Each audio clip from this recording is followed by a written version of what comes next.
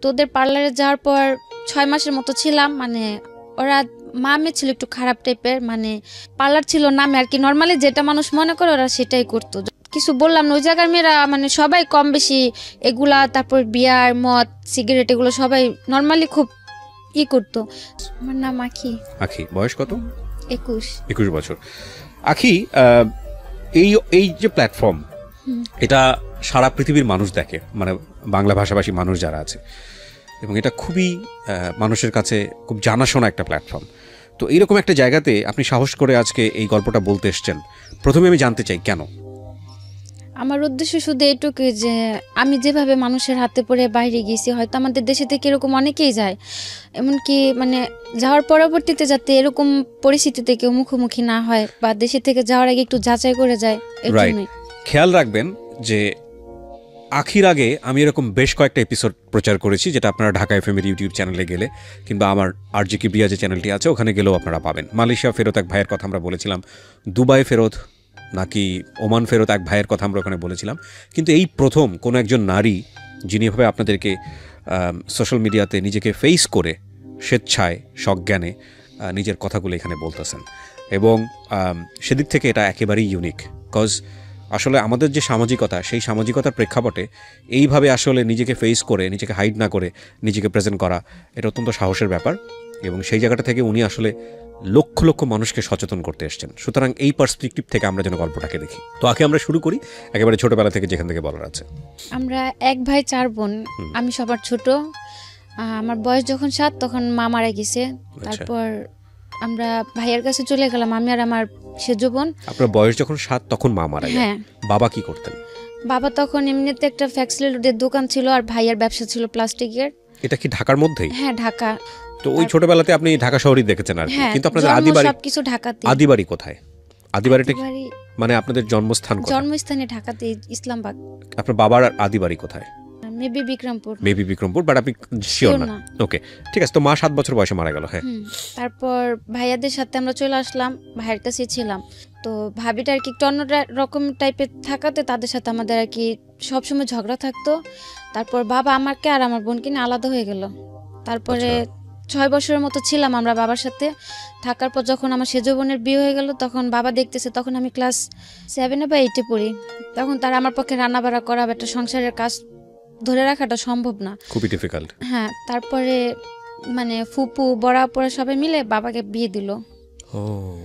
তারপরে যখন সৎ মা আসলো, সে খুব ভালো, মানে সৎ বলতে আর কি যা হয়, ভালোর মধ্যেও তো কিছুটা খারাপ থাকেই যায়। তারপরে দেখা যাচ্ছে সবসময় একটু রাগারাগি করতো, আবার মাঝে মাঝে খুব ভালো ব্যবহারও করতো। তারপরে ওনাদের সাথে মানে অত একটা মানে ম্যাচ করা যেত না, উনি আর কি টোটালি সহ্য করতে পারতো না। তখন বাবারে একটু বয়স হয়ে যাওয়াতে ভাইয়ার যে বিজনেসটা ছিল, ভাই ওটার মধ্যে বাবারে নিয়ে গেল। কিসের বিজনেস ছিল? প্লাস্টিকের, মানে যে বোল বালতি হরেক মাল এগুলো আছে না, এগুলো ভাইয়ের নিজস্ব মেশিন ছিল, ওগুলো বানাতো। হ্যাঁ, ওই ইসলামবাগেতে দোকান ছিল, ওটা আর কি মাই তৈরি করে দিয়ে গেছিল। তারপর ওইখানে নিয়ে গেল বাবারে। দেখা যাচ্ছে সবাই মালগুলা দিত, বাবা ওদিকে টাকাগুলো আর কি সে নিজে উঠায় আনতো। তো ওইখান থেকে মানে আমার ওটা পছন্দ হতো না যে বাবা আমার খুব আদর করতো, আর আমি তো সবার ছোট ছিলাম। তো এগুলা নিয়ে খুব ঝগড়াঝাটি হতো। এক পর্যায়ে পার্লারের কাজটা শেখাটা আমার খুব শখ ছিল ছোট থেকেই। আচ্ছা, তো বয়স কত তখন যখনকার গল্পটা আপনি এই মুহূর্তে বলছেন? কোন ক্লাসে পড়েন? 8-এ। ক্লাস 8-এ পড়েন। ওকে, আমি আবারও বলছি সবাইকে যে আজকের এই গল্পটা এটা খুব গুরুত্বপূর্ণ, একটা সোশ্যাল মেসেজ আছে এখানে। সচেতনতার জায়গাতে উনি যে কথাটা বলেছেন যে ওনার মতো করে যেন কেউ কখনো বিদেশে পাড়ি না জমায়, বুঝতেই পারছেন গল্পটার ধরনটা আজকে একটু খুব সেন্সিটিভ। সেই জায়গাটা থেকে আমি বলবো যে টানবেন না, আপনারা না টেনে পুরো গল্পটা শুনবেন কমপ্লিট মেসেজ পাওয়ার জন্য। ওকে, তারপর মানে যখন ভাইদের বাসা ছিলাম, আলাদা হওয়ার আগে থেকে মানে পার্লারের কাজটার প্রতি আমার খুব ইন্টারেস্ট ছিল শেখার জন্য। তো বড় পরে সবাই সবসময় না করতো যে মানে পার্লারের মেয়েদের মেবি সবাই খারাপ কমেন্টস করে, আর আমাদের ফ্যামিলিতে সবাই খুব পর্দা করে, একটু ভালোভাবে চলাফেরা করতে, এর জন্য কেউ আর কি সাপোর্ট করেনি পার্লারের কাজটা শেখার জন্য। তো তারপর আর শেখা হলো না। যখন আব্বা বিয়ে করলো, তাদের সাথে ছিলাম, নিজের মতো করে চলতাম, কখনো বাবাও কিছুতে বাধা দেয়নি, আর আম্মা তো সতই ছিল, সেও কখনো কোনো কথা বলতো না। ক্লাসমেট ছিল একটা, ক্লাসমেটের মা একটা পার্লার নেওয়ার পর ও বললো যে আমাদের এখানে আসলে হয়তো কিছুটা কাজ শিখতে পারবা। আর আমার মানে পার্লার কাজের খুব ইন্টারেস্ট ছিল, তো ট্যালেন্টটা খুব ভালো ছিল। মানে কাজ যে শিখছে আমার কারোর হাতে ধরা কাজ শিখিয়ে দিতে হয়নি, মানে আমি চোখ দিয়ে একবার দেখছি যেটা সেটাই করতে পারছি। তো ওদের পার্লারে যাওয়ার পর 6 মাসের মতো ছিলাম। মানে ওরা মামে ছিল একটু খারাপ টাইপের, মানে পার্লার ছিল নামে আর কি, নর্মালি যেটা মানুষ মনে করে ওরা সেটাই করতো। যখন বুঝতে পারলাম ওই পার্লার থেকে চলে আসলাম। আসার পর বাড়িতে ছিলাম, থাকার পর মানে একটু ফ্রেন্ডদের সাথে এদিক ওদিক ঘোরাঘুরিতে মানে মন মানসিকতা একটু অন্যরকম হয়ে গেল। কেউ তো কোনো কিছু তো বাধা দেয়ই না। মানে পার্লার আপনার সামহাও ভালো লাগেনি আর কি, সে না, ওই কারণে পার্লারটা ভালো লাগেনি, মানে ওদের চলাফেরাটা বা ওদের কাজকর্মটা ভালো ছিল না, এর জন্য এখান থেকে চলে আসলাম। তারপর এক রোজারিতে নিউ মার্কেটে পার্লারের চুল রিবোল্ডিং করতে গেলাম। ওইখানে একটা আপু বললো যে আপনাদের যদি পার্লারের কোনো মেয়ে জানা থাকে, ফুল বিউটিশিয়ানও যদি হাফ হয় তা তো চলবে, আমাদের এখানে আসলে আমরা কাজ শিখানি। তখন আমার মাথায় কথাটা টাচ করলো যে আমিও তো কিছুটা কাজ জানি, আর নিউ মার্কেটে একটা মানে ওইসব জায়গাতে কাজ শিখতে গেলে অনেক টাকার প্রয়োজন হয়, অন্তত পক্ষে 20 থেকে 30 হাজার টাকা অগ্রিম অ্যাডভান্স করতে হয় কাজ শিখতে হলে। আর যেহেতু সে হাফ বিউটিশিয়ান খুঁজতেছে, আমি কিছুটা কাজ জানি, তাহলে আমি এ জায়গায় একটু কথা বলা দেখি। তারপর উনি বললো যে যদি চেনা পরিচিত কেউ থাকে দিতে পারো। তা আমি বললাম যে আমি কাজ জানি, আমারে রাখবেন। পরে বললো কি কি পারো তুমি? বললাম যে দেখা যাচ্ছে আমাদের ওটা তো এলাকার পার্লার আর এটা তো মার্কেট সাইড, আমি কাজ ফুলই জানি, মিথ্যে কথা বললাম যে ফুলই জানি, হয়তো আমার এই জায়গাতে রাখে কিছুদিন কাজ শিখাই দিতে হবে, এই জায়গার সিস্টেমটা করা। তো উনি বললো আচ্ছা ঠিক আছে। তারপর ওই জায়গাতে কাজে গেলাম। প্রথম আমার 2500 টাকা বেতনে রাখলো, তার 3 মাস পর আমার স্যালারি করে দিল 9000 টাকা। বাহ, মানে আপনার কাজ দেখে? হ্যাঁ, মানে আমি তো বলেই গেলাম যে আমাদের কাজের সাথে তো মিলবে না, তো আমার যেভাবে দেখা দিয়েছে আমি ঠিক সেভাবেই কাজ করছি। তো 3 মাসের মাথায় বেতন ভালো হইলো। প্রায় 6-7 মাসের মতো আমি ওই জায়গাতে কাজ করলাম বেতন বাড়ানোর পরে। বাসা থেকেও কেউ কিছু বলে নাই, যেহেতু ওটা বাইরের এলাকাতে কাজ করতেছি আর ওইসব জায়গাতে কাজ শেখাটাও ভালো। তারপর যাওয়ার পরে আমার একটা খালতো ভাই ছিল। ওই খালতো ভাই বলতে এদিকে আরেকটা কথা আছে, মানে আমার মার যে বড় বোনটা, ওদের ওই খালার 3টা ছেলের সাথে আমাদের 3 বোনের বিয়ে হয়েছে। আচ্ছা, প্রথমে মেজো আপু করছে আর কি, পরে যে আমরা 2 বোন বিয়েটা করছি, বলতে গেলে এটা একটা অ্যাক্সিডেন্ট। মানে হয় না যে মানুষ যে প্রতিনিয়ত একটা কিছুর জন্য দোষারোপ করতেছে, এক পর্যায়ে যে মানুষের মধ্যে কিন্তু একটা জিদ কাজ করে যে না আমি কিছু করতেছি না, প্রতিদিনই আমার দোষ হচ্ছে, তাহলে আমি সেই কাজটাই করি। তো আমার সেজো বোনটা আর কি এরকম কিছু একটা, আর আমার ওই বোনটার খুব রাগ, মানে অত্যন্ত পরিমাণে রাগ। ওরে প্রচুর এরকম টর্চার করা হতো যে ওর সাথে কথা বলবা নেই না সেই না, অথচ কিছুই করতেছে না। তো একদিন কথা কাটাকাটি হওয়ার পরে ও চলে গেল ওই খালতো ভাইয়ের সাথে। ও যাওয়ার পরে সিরিয়াল আসলো আমার, অথচ আমি কিছুই করতেছি না জায়গাতে, তো আমি আমার কাজকর্ম এগুলো নিয়ে বিজি। তারপর আমার সাথে কিছুটা ঝগড়াঝাটি হওয়ার পর ওই খালতো ভাইটা আমার পিছনে 4 বছর ঘুরছে, কিন্তু আমি কোনো কেয়ার করিনি, মানে ওইসবের প্রতি আমার কোনো মাথাই ছিল না। যে পার্লারের কাজ শিখতেছি নিজের মতো করে, সেগুলো নিয়ে আমার মাথা ব্যথা। তারপরে আমার সাথে ঝগড়া লাগে, তখন আমি নিউ মার্কেটের কাজটা ছাইড়া দিলাম। মানে কাজে যাওয়ার সময় একদিন বাসের থেকে কথা বলতেছি, ওই জানলা দিয়ে আমার ফোনটা চুরি নিয়ে গেল। তারপর থেকে খুব ভয় পাওয়ার পর আমি আর কাজেই গেলাম না নিউ মার্কেটে। তারপরে 2-3 মাস থাকার পর আমি ওই আমাদের এলাকাতে একটা পার্লারের কাজে লাগলাম 3000 টাকা বেতনে। ওইখানে কাজ করতেছি ভালোই। একটা ঈদের সময়, রোজার ঈদের সময় আমার সাথে আমার খুব ঝগড়া। তো উনি আমার বললো তুই বাসা থেকে বেরোয় চলে যা। কোন আম্মা? আমার সৎমা যেটা। আচ্ছা, আমি তো বাবার সাথেই থাকতাম, যেহেতু সবার বিয়ে হয়ে গেছে, শত কাপন হোক থাকার জায়গা ওইটাই ছিল। তো উনি আমার একটা থাপ্পড় দিল। তো উনি থাপ্পড় দেওয়াতে বাবা খুব রাগে গেল, আর আমার খুব কষ্ট লাগলো যে আমার মা মারা গেছে, আমি ছোটতে বড় হয়েছে, হয়তো কোনো ভাই বোন বা বাবার হাতে আমি কখনো মার বা গালি কোনোটা খাইনি, বা কেউ আমার কোনো সময় জোর গলে একটা কথা বলেনি। তো উনি একটা থাপ্পড় দেওয়া, তো আমি কিছু বললাম না।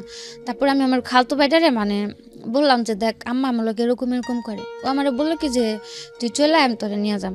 মানে ওই সময়টা বিয়ে কি সংসার কি এগুলো তখন মাথায়ও নাই। ও বললো যে তুই চলে আমি তোরে নিয়ে যাম। তা আমি বললাম কই নিয়ে যাবি? তারপর ও ভালোবাসতো, কিন্তু আমার ভিতরে ওর জন্য কোনো ফিলিংস বা কিছু ছিল না মানে ওই মুহূর্তে। মানে খুব কষ্ট লাগলো। বোনদের কাছে বললো, ওরা এটা খুব রাগারাগি করবে, আমি চাই না আর কি ঈদের একটা সময় ঝগড়াঝাটি হোক। তো কাউরে না বলতে পারে খালতো ভাইটারে বললাম। বলার পর ও বললো যে চলে। তা আমার মাথায় আর কিছু গেল না, আমিও চলে গেলাম, ওর সাথে কাপড় চোপড় নিয়ে চলে গেলাম। তারপর বিয়ে টিয়ে করলাম, 7 মাসের মতো আলাদা ছিলাম। মানে কাউকে জানালেন না? না, বাবা কেউ না? না, কেউ না। ও কাউকে জানায়নি? না, ওর ফ্যামিলি থেকে তেমনিতে সাপোর্ট ছিল না, যেহেতু আমার আগে 2টা বোন, 2টা ভাইয়ের কাছে আছে, আমি সিরিয়ালে 3, একটা ফ্যামিলিতে 3টা বোন বা ভাইটা কেউ নরমালি মাইনা নিব না। তারপরে গেলাম আমি ওর সাথে, যেদিন পালায় গেলাম। কত বছর বয়সে বিয়ে করলেন? বয়সটা কত ছিল? কত সালে বিয়ে করেছেন? 14 বছরে হবে। 14 বছর বয়সে। ওর বয়স কত? ওর বয়স ছিল 18 কি 19। বুঝতেই পাচ্ছেন যে খুবই মানে একেবারে টিনেজ বয়সের দুজনের সিদ্ধান্ত। হ্যাঁ, তা আমি 3 মাসের মতো ছিলাম আলাদা, কারোর সাথে যোগাযোগ নেই। হঠাৎ করে জানতে পারলাম যে এরকম এরকম আমার কারণে ওই ভরাপুরে দুলাভাই রেখে চলে গেল। তো ও আর কিছু বলেনি, ও বলছে যে থাক, হয়তো এটা আমার নসিবে ছিল না, থাকেনি, উনি আমার কোনো সমস্যা নেই, তোরা বিয়ে শাদী করছিস, তোরা তোর মতো ভালো থাক, এগুলো নিয়ে কোনো টেনশন করে কিছু নাই। ওইভাবে ছিলাম 7 মাস থাকার পরে ও এমব্রয়ডারি কাজ করতো। দুজনের বয়সটা যেহেতু কম ছিল আর সংসার জিনিসটাও বুঝতাম না, চলাফেরার একটু প্রবলেম ছিল। ও বললো কি যে মানে তো এমব্রয়ডারি কাজটা একটু মানে খারাপ যায় কুরবানিদের পরে, বছরের লাস্টের দিয়ে। ও তখন ও বললো কি যে তুমি তোমার বোনের কাছে চলে যাও, আমি 3-4 মাস একটু বাইরে সাইডে যা কাজ করি, যদি আমার টাকা টুকা মিলে আমি তোমার আবার নিয়ে এসে পড়ো। তো তখন আমি আবার ওরা বললাম, যেহেতু আমি পার্লারের কাজ জানি, আমি খুব নর্মালি 4-5 হাজার টাকা বেতনে একটা কাজ করতে পারো, আর তুমি যদি 3-4 হাজার টাকা কাজ করে দুজনে চলা হয়ে যাবো, তা আলাদা হওয়ার কিছু নাই। মানে খুব রাগারাগি চিল্লাচিল্লি হইলো। তারপর এক পর্যায়ে আমার জোর করে আপুর বাসায় পাঠাইলো। পাঠানোর পরে দেখা যাচ্ছে যোগাযোগ একই এলাকাতে আছে কিন্তু আলাদা। ওরে যদি আমি বলি যে এভাবে কি থাকা যায়, মানুষ তো খারাপ বলে। আর আপু একা থাকে, ও কাজ কাম করতেছে একা থাকে, যেহেতু তোমার ভাইও চলে গেছে, ওর ঘরে বসে খাওয়াটা তো আমার সম্ভব না। আর ও টাকা টুকাও দিত না, বরং আমি কাজ করতাম, আমার টাকা ওরও লাগতো। তারপরে ও বললো যে দেখো এখন তো আর সংসার করার বয়স না, এটা হচ্ছে একটা স্বাধীনতার বয়স। কে বলছে এটা? আমার হাজবেন্ড। ওকে। এখন এটা হচ্ছে একটা অল্প বয়স, মানে এখন বলতে গেলে আমি স্বাধীন, আর তোমার নিয়ে থাকতে গেলে আমি বন্দি হয়ে থাকতেছি, আমি যা করতেছি তোমার বলতে হইতাছে, আমার মাথায় একটা টেনশন থাকতেছে সবসময়, সংসার এগুলো আমি নিতে পারতাছি না, তুমি থাকো তোমার মতো করে। তারপরে এগুলা হওয়ার পরে ছিলাম আপুর কাছে, থাকার পরে ইন্ডিয়াতে গেলাম। ইন্ডিয়াতে আমার মানে ইন্ডিয়া যাওয়ার সিদ্ধান্ত নিলেন কেন? ইন্ডিয়া যাওয়ার প্ল্যানটা আসলো যে ও নিতে চাইতেছে না, আর এদিকে থাকলো সবার কথা শুনতে হইতেছে, কেউ ভালো বলতেছে, কেউ খারাপ বলতেছে, আবার কেউ এরকম মন্তব্য করতেছে যে 3 বোন বিয়ে বসলাম, 1 বোনের সংসারটা ঠিক আছে, 2 বোনই থাকতে পারলাম না, কি বিয়ে করলাম। তো এক পর্যায়ে মানে বাধ্য হলাম যে আমি এদের মাঝে থাকবো না। তারপরে ওই ভাইয়ের কাছে আমি যোগাযোগ করলাম যে ভাই আমারে যদি পারেন কোথাও পাঠায় দেন একটা বাসা বাড়ির কাজে, আমি যাই। এই ভাইটাকে আপনি চিনতেন কিভাবে? ওই ভাইটারে চিনতাম, ওই যখন আমি নিউ মার্কেটে পার্লার কাজ শিখলাম না, ওই বাসার ওইখান থেকে যাওয়া আসা করতাম, ওইখানে ওনার ক্লাব ছিল। আচ্ছা, কিসের ক্লাব? Dance club. ওখানে কি হতো? মানে উনি নাচ শিখাইতো পোলাপানদের, তারপর যে গায়ে হলুদে বিয়ে বাড়িতে নাচানাচি করে না মেয়েরা যায়, মেয়েরা ছেলেরা ওনার থেকে মানে ওনার সাথে কন্ট্যাক্ট করে লোক পাঠাইতো। তারপরে বাহিরে ও মেয়েরা বাইরে ডান্স করতে যায় না, এগুলো উনি পাঠাইতো। আচ্ছা। তারপর ওনার আমি বললাম যে ওনার সঙ্গে আপনার পরিচয় কিভাবে? পরিচয় কেন? একটা অনুষ্ঠানে গেছিলাম, ওইখান থেকে আর কি পরিচয় হয়েছিল। বিয়ের সাজানোর অনুষ্ঠান, সেই অর্থে পরিচয় হওয়া। মানে ওর মধ্যে এমনিতে কথাবার্তা চলতো, ওনাদের বাসায় আমি গেতাম, ওনার মা আমারে খুব আদর করতো। এখানে একটা বিষয় খেয়াল করবেন সবাই, আমরা গল্পের ব্যাকগ্রাউন্ডে আছি যে কেন উনি বিদেশ গেলেন। উনি যে ঘটনার মধ্য দিয়ে আগাচ্ছেন, এরকম ঘটনা অনেকেরই আছে। হ্যাঁ, সো এই ঘটনাগুলোকে নিয়ে ওনাকে ক্রিটিসাইজ করার দরকার নাই বা ওনার দিকে আঙুল তোলার দরকার নাই। আমাদের মূল জায়গাটা হচ্ছে, গল্পটা বোঝানোর জন্য আমরা ব্যাকগ্রাউন্ডে আছি, মূল জায়গাটা হচ্ছে যে কোনো পরিস্থিতিতে পড়েই আপনি বিদেশ যান না কেন, সেই বিদেশ যাওয়াটা সিস্টেমেটিক আছে তো, বা বিদেশ যাওয়ার পরে আপনি যে অভিজ্ঞতার মুখোমুখি হচ্ছেন, এটা কি আপনার কারণেই হচ্ছে, এই জায়গাগুলো ফোকাস করবেন। ঠিক আছে? সো দয়া করে সবাই ওনার দিকে অঙ্গুলি নির্দেশ করবেন না। হ্যাঁ, ওকে। হ্যাঁ, বলেন। তো ওর সাথে শেয়ার করলেন যে আমি কি করা যায়।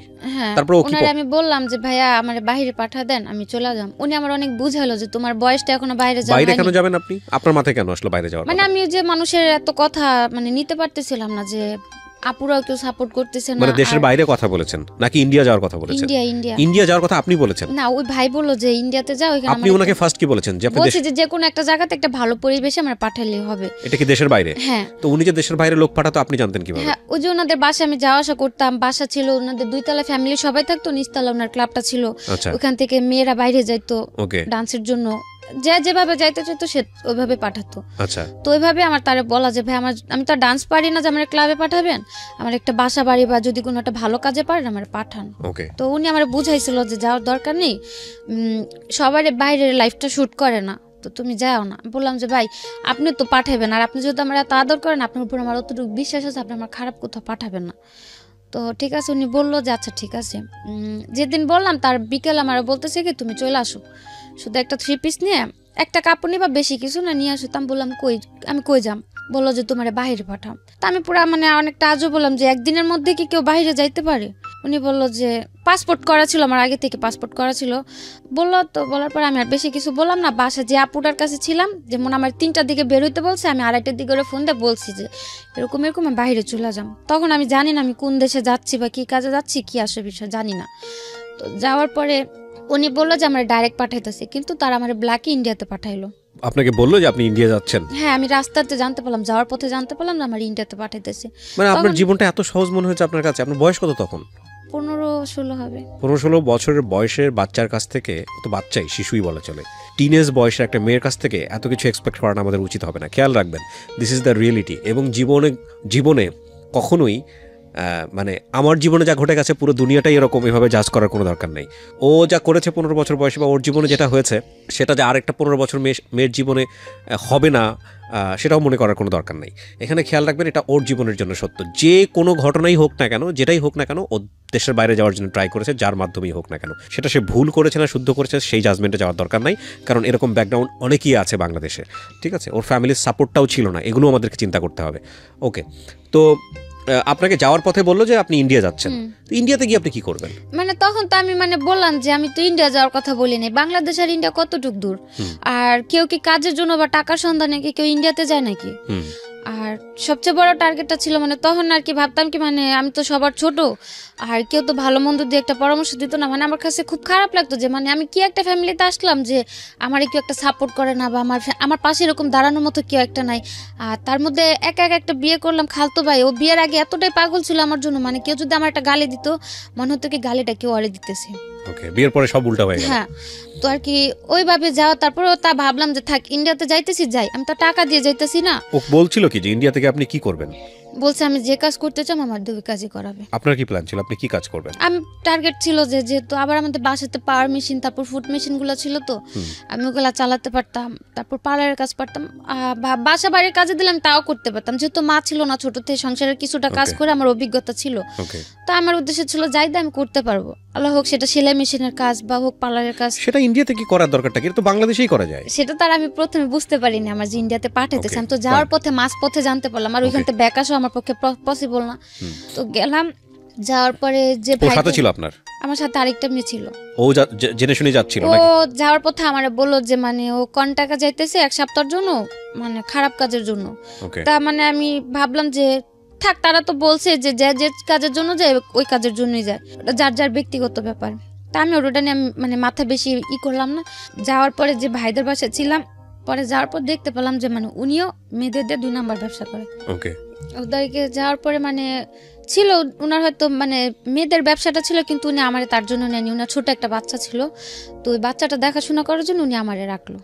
মানে আমি তার বাসাতেই ছিলাম, অন্য মেয়েদের সাথে আমার কোথাও দিল না। তো এখানে 7 মাস ছিলাম, থাকার পরে বাড়ি আসার জন্য হঠাৎ করে মানে বাড়ির জন্য মানে খুব খারাপ লাগলো। তারপর ওনার আমি বললাম আমার বাড়ি পাঠা দেন। এই 7 মাস আপনি কি কাজ করেছেন ওখানে? ওনার বাসায় ছিলাম, বাসায় ওনার যে ছোট বাচ্চাটা ছিল ওই বাচ্চাটা দেখাশোনা করতাম, আর এমনিতে বাসায় টুকটাক কাজ করতাম, ভাবি রান্নাবাড়ি করতাম। আমি আগে ইন্ডিয়ার কোথায় এটা? বোম্বাইতে। বোম্বেতে? আপনার পাসপোর্ট করা ছিল না? আমার তো যে নদী পার করে নিল পাসপোর্ট। কিভাবে নিয়েছে বলেন তো, এগুলো খেয়াল করেন? হ্যাঁ, এখান থেকে যে পারুলিয়া নাম বলে একটা সম্ভবত দেশ আছে, আর অনেক আগে তো পুরাটা মনে নেই, কিন্তু যতটুকু মনে আছে আমার সাথে শেয়ার করেন। পারুলিয়াতে ছিলাম, পারুলিয়া যাওয়ার পর ওই কিন্তু এখানে তো আমাদের যতদূর জানি যে বর্ডার পাস করতে হয়, বা যেভাবে জানা গেল যে ওই রাতে যে পেঁয়াজ তারপর রসুন টসুন অনেক কিছু নদীর উপর দিয়ে পার করা। আর বর্ডারটা খুব বেশি একটা ছিল না, হাইস্ট গেলে 2 ফুট কি 3 ফুট হবে, এতটুকু জায়গা আমাদের মানে পানি দিয়ে হাঁটা নিয়ে গেছে। আচ্ছা, জাস্ট ওটুকুই পার হয়ে গেলাম। ওইটুকু পার হওয়ার পরে কলকাতা ঢুকে গেলাম। ঢুকে যাওয়ার পর ওইখানে মানে ছবি টবি তুলে ওই কলকাতার একটা আইডি কার্ড বানিয়ে দিল। কে করলো এটা? ওই তাদেরই লোক ছিল কলকাতাতে, তারাই হয়তো সরকারি লোকের সাথে হাত করা ছিল, তারাই একটা কার্ড বানিয়ে দিল, ন্যাশনাল কার্ড বানিয়ে দিল। ওটা আপনি কলকাতার মানুষ? হ্যাঁ। তারপর ওই কার্ড দিয়ে ওই কার্ড দিয়ে আমি যে কোনো জায়গায় যেতে পারতাম। মানে এগুলো সব ওদের সেট করা? হ্যাঁ, ওদের সেট করা। ইন্টারেস্টিং, এগুলো তো আমার জানা ছিল না। আচ্ছা, ওই আইডি কার্ড দিয়ে যেমন হাওড়াতে যাওয়ার পরে টিকিট কাটলো মুম্বাইতে, তারপরে ট্রেনে করে মুম্বাইতে গেলাম, ওই আইডি কার্ড দিয়ে মুম্বাই তো মানে রিল্যাক্সে থাকলাম, কোনো প্রবলেম হলো না। ওকে, একটা জিনিস খেয়াল রাখবেন এখানে, this is very non investigated show. তো সেই জায়গা থেকে আমরা সরজমিনে এটা ইনভেস্টিগেট করিনি, সেই জায়গা থেকে ওর কথা আপনারা বিশ্বাস করবেন কি করবেন না সেটা একান্তই আপনাদের বিষয়, এক। আর 2 নম্বর হচ্ছে, যেহেতু এটা নন ইনভেস্টিগেটেড, সুতরাং আপনারা দেখবেন যে অনুষ্ঠানের শুরুতে একটা ডিসক্লেইমার দেওয়া থাকে। সো আমরা চাচ্ছি না মানে আমাদের যিনি গেস্ট থাকেন তার কোনো পার্ট, কোনো কিছু লিগ্যালি স্বীকারোক্তি হিসেবে নেওয়া হোক। সো এটাকে জাস্ট একটা লার্নিং হিসেবে নেওয়ার জন্যই আমরা প্রচার করছি। বাট এই ইনফরমেশনগুলো উনি যেটা বলছে সেটা সত্য না মিথ্যা সেটা আমাদের যাচাই না করেই আমরা প্রচার করছি, বিশ্বাস করাটা আপনার দায়িত্ব। ওকে, তারপর ওই ভাইয়ের বাসায় ছিলাম 7-8 মাস ছিলাম, খুব আদর করতাম। আমারে হয়তো তার কারণে বাড়ির কারো কথা মনে পড়তো না, বা ওই বয়সটাতে ফ্যামিলি থেকে দূরে মানে অন্য একটা দেশে যাওয়াটা খুব টাফ, সেটা এখন বুঝি, তখন হয়তো বুঝি নাই। তারপর ছিলাম, থাকার পরে বাসায় পাঠিয়ে দিতে বললাম, ওনারা আমার পাঠিয়ে দিল 7 মাস পরে। হ্যাঁ, পাঠিয়ে দিল, ওদিকে আমার কোনো প্রবলেম হয়নি। তারপর আসার পরে ওই যে বোনটা ছিল, মেজো যে বোনটা, মানে আমার হাজবেন্ডের বড় ভাইয়ের সাথে যে বোনটার বিয়ে হলো, ওই আপুর বাসাতে যাই উঠলাম। ওই বাবার বাসাতে যে পালাই গেলাম, তারপর থেকে আর বাবার বাসা আমার মানে হয়তো এমনিতে দেখা সাক্ষাৎ করতে গেছি, আজ পর্যন্ত ওই বাসায়, হ্যাঁ ওই বাসায় আজ পর্যন্ত এক রাত কাটাইনি, আজও পর্যন্ত না। তো এই যে ভাইয়ের বাসায় আসলাম, ওনা তো ছোট ভাই ছিল আমার হাজবেন্ড, ওই ভাই আমার বাসায় তোলার আগে জিজ্ঞেস করলো যে তোমার যে আমি বাসায় তুলুম, তুমি কি আমার মুখটা রাখবো ওই জায়গায়, আমার বাড়ির কাছে আবার চলে যাবে, যদি চলে যাও তাহলে আমার বাড়ি একদম মানে যাওয়ার পথে সালাম করে যাবে, আর কোনোদিন এদিক ফিরে তাকাবা না। এটা আপনাকে কে বলছে? মেজো আপুর হাজবেন্ড। মেজো আপুর হাজবেন্ড, সেও তো আপনার খালাতো ভাই? হ্যাঁ, ওই আমার হাজবেন্ডের বড় ভাই বললো, যেহেতু না ছোট ভাইয়ের সাথে একটা অ্যাক্সিডেন্ট হয়ে গেছে, এখন উনি আমার জায়গাটা দিব, তো ওনারটা কথাটা হচ্ছে যে তুমি আমার মুখটা রাখো, আমার ফ্যামিলির কাছে আমার তুমি নত করো না। ঠিক আছে, আমি বললাম আচ্ছা ঠিক আছে। তো যাওয়ার 3 দিন পর ওই আমার হাজবেন্ড খুব মানে পাগল হয়ে গেল নেওয়ার জন্য। তারপর অনেকদিন পরে দেখেছে। হ্যাঁ, তারপর আমি বললাম যে আমি একা তোমার কাছে যাইতে পারবো না, যদি তুমি তোমার ভাই বোন নিয়ে আসো আমার নিয়ে যেতে পারো, আমি যাম, আমি একা যাইতে পারবো না। তারপরে ওর যে বড় 2টা বোন ছিল, বড় 2 বোন ওই ভাইরে বুঝাইলো যে থাক, বিয়ে শাদী করছে, সংসার করে খেতে পারলে আঙ্গ কি, হয়তো এখন যদি আমরা না করি পরবর্তীতে এগুলো নিয়ে একটা পর্যায়ে আঙ্গ দোষারোপ করবো, তার চেয়ে থাকুক না, সমস্যা কি। তো সবাই রাজি হওয়ার পরে গেলাম আমি ওর কাছে। আমি আমার ননাসের সাথে এক বাসাতেই ছিলাম, যে দূরে থাকলে হয়তো আবার একটা আকাম কুকাম করবো, তাই আপারা ওদের সাথে রাখলো যে যাক ছোট মানুষ দুজন। আপনাকে জিজ্ঞেস করলো না আপনি 7 মাস কই ছিলেন? হ্যাঁ, সবাই জানতো তো। আচ্ছা, যাওয়ার পর সবাই জানতে পারলো না, যেহেতু আমি 7টা মাস বাড়ি থেকে নিখোঁজ। কিন্তু সন্দেহ হওয়ার কথা না, আপনি এই ধরনের একটা কাজে বাইরে। আমি ভালো হালে ছিলাম, সবার সাথে কন্টিনিউ যোগাযোগ হতো। আপনার হাজবেন্ড আপনাকে বিশ্বাস করেছে? হ্যাঁ করেছে। আর যে ভাইয়ের বাসা ছিলাম, আমাদের বাসার পাশেই তার বাসা ছিল। ইন্ডিয়াতে? বাংলাদেশে, মানে বাংলাদেশে তো তাদের বাড়ি আছে। ওই ভাইয়া বাঙালিই ছিল। ওকে, মানে আমাদের বাসা থেকে হাইস্ট গেলে 10 থেকে 15 মিনিট তাদের বাসা। ওকে। আর কিন্তু এখানে আপনি বলছেন যে মুম্বাইতে আপনি ছিলেন? হ্যাঁ, মুম্বাইতে তারা এখান থেকে ওইখানে যা ব্যবসা করতেছে, বাংলাদেশ থেকে ওখানে যা শিফট হয়েছে। তো তাদের ফ্যামিলি, বাবা মা সবাই ঢাকাতেই থাকে আমাদের বাসার পাশে। তো আসলাম, আসার পর আমার নিল, গেলাম। যাওয়ার পরে ও ভালোই কাজ কাম করতেছিল, আমি একটা পার্লার জব নিলাম। তার মধ্যে দিয়ে যে বাইরে ছিলাম, বা ও যে তার স্বাধীনতা দরকার ছিল, ওর মধ্যে সে ওই যে ইয়াবা টিয়াবা এগুলোর মধ্যে জড়াই গেল আমার হাজবেন্ড। তো আমি যখন গেলাম তখন তার জানতাম না। যাওয়ার পরে মানে 2-1 দিন পরে মানে ওইসব নেশাগুলোতে ধরে।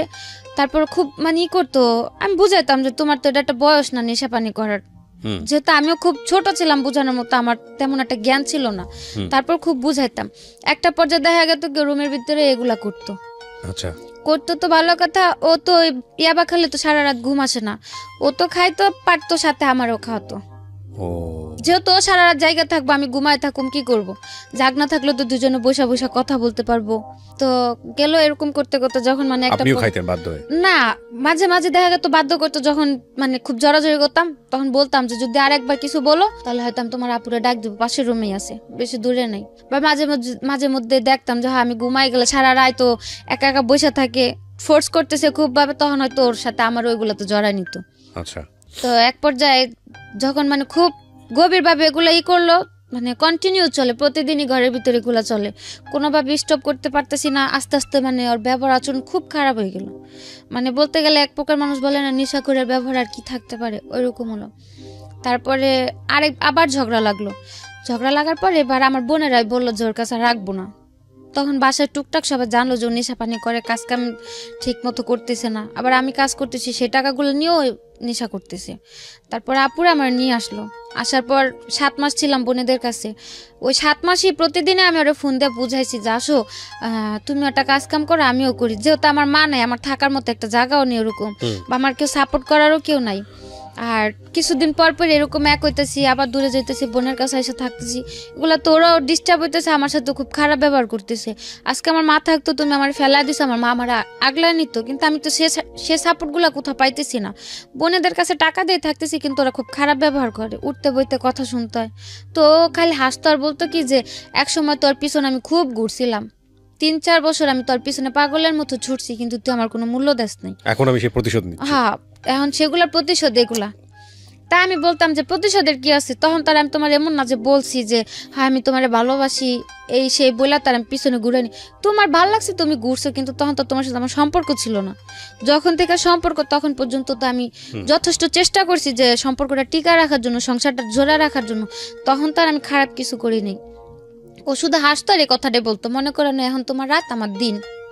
তো এক পর্যায়ে যে মানে খুব খারাপ লাগলো যে ওর জন্য আমার সেজ বোনের সংসারটা ভেঙে গেল, ওর জন্য আমি বোনদের কাছে বারবার ছোট হইতেছি, আর ওরও আমি কোনোভাবে বুঝার সংসারটা ঠিক করতে পারতেছি না।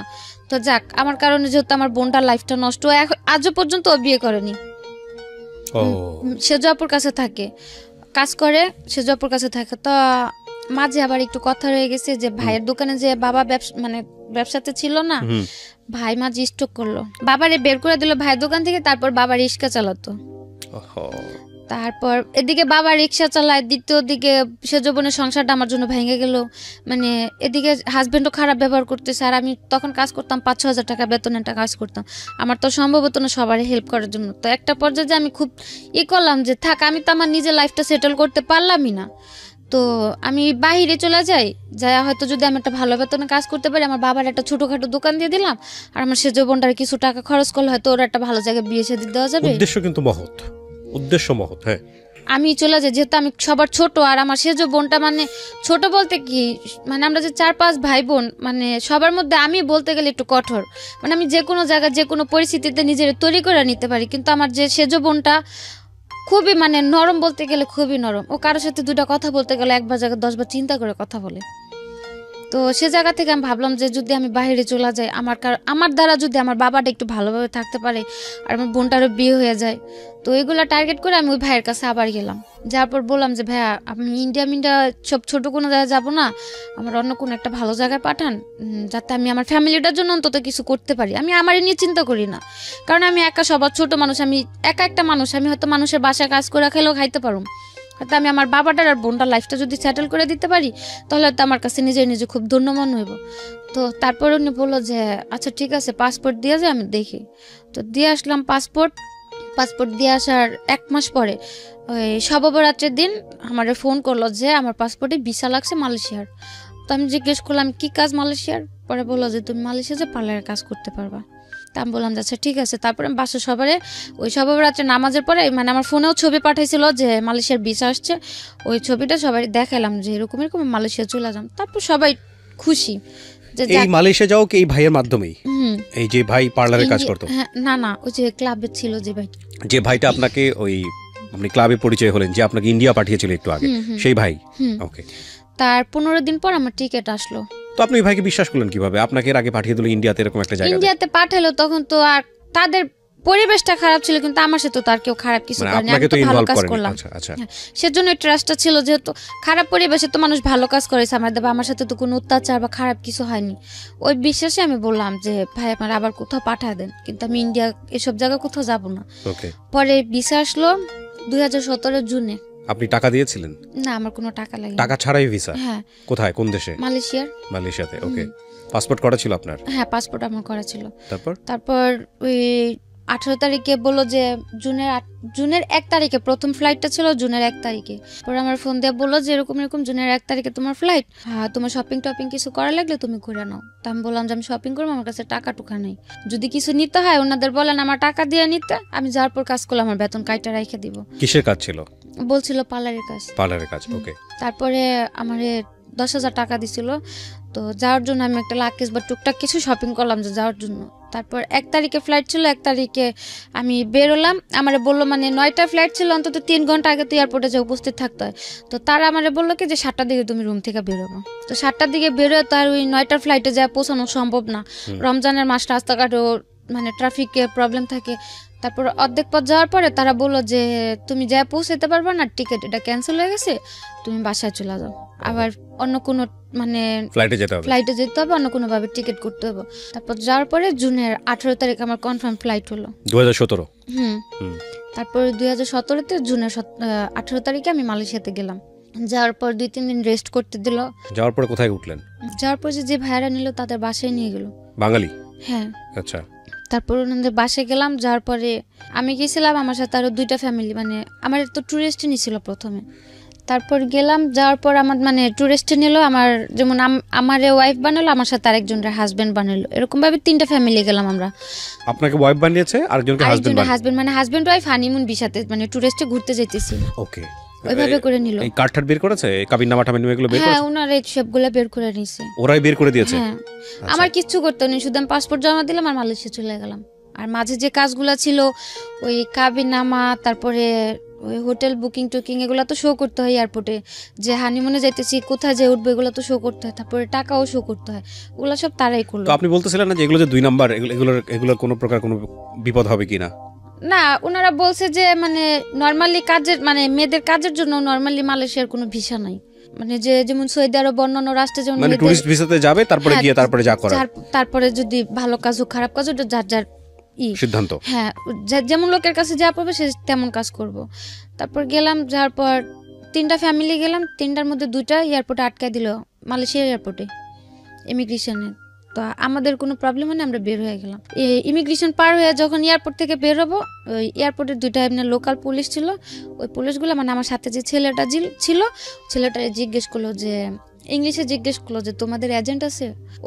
ও কিছুই বুঝলো না, কিন্তু ঠাস করে বলে দিল যে ইয়া এজেন্ট। তো পুলিশ ভাবলো কি যে মানে সম্ভবত এজেন্ট আছে, আমাদের দুজনকে নিয়ে সাথে সাথে পুলিশের গাড়িতে তুলে দিল।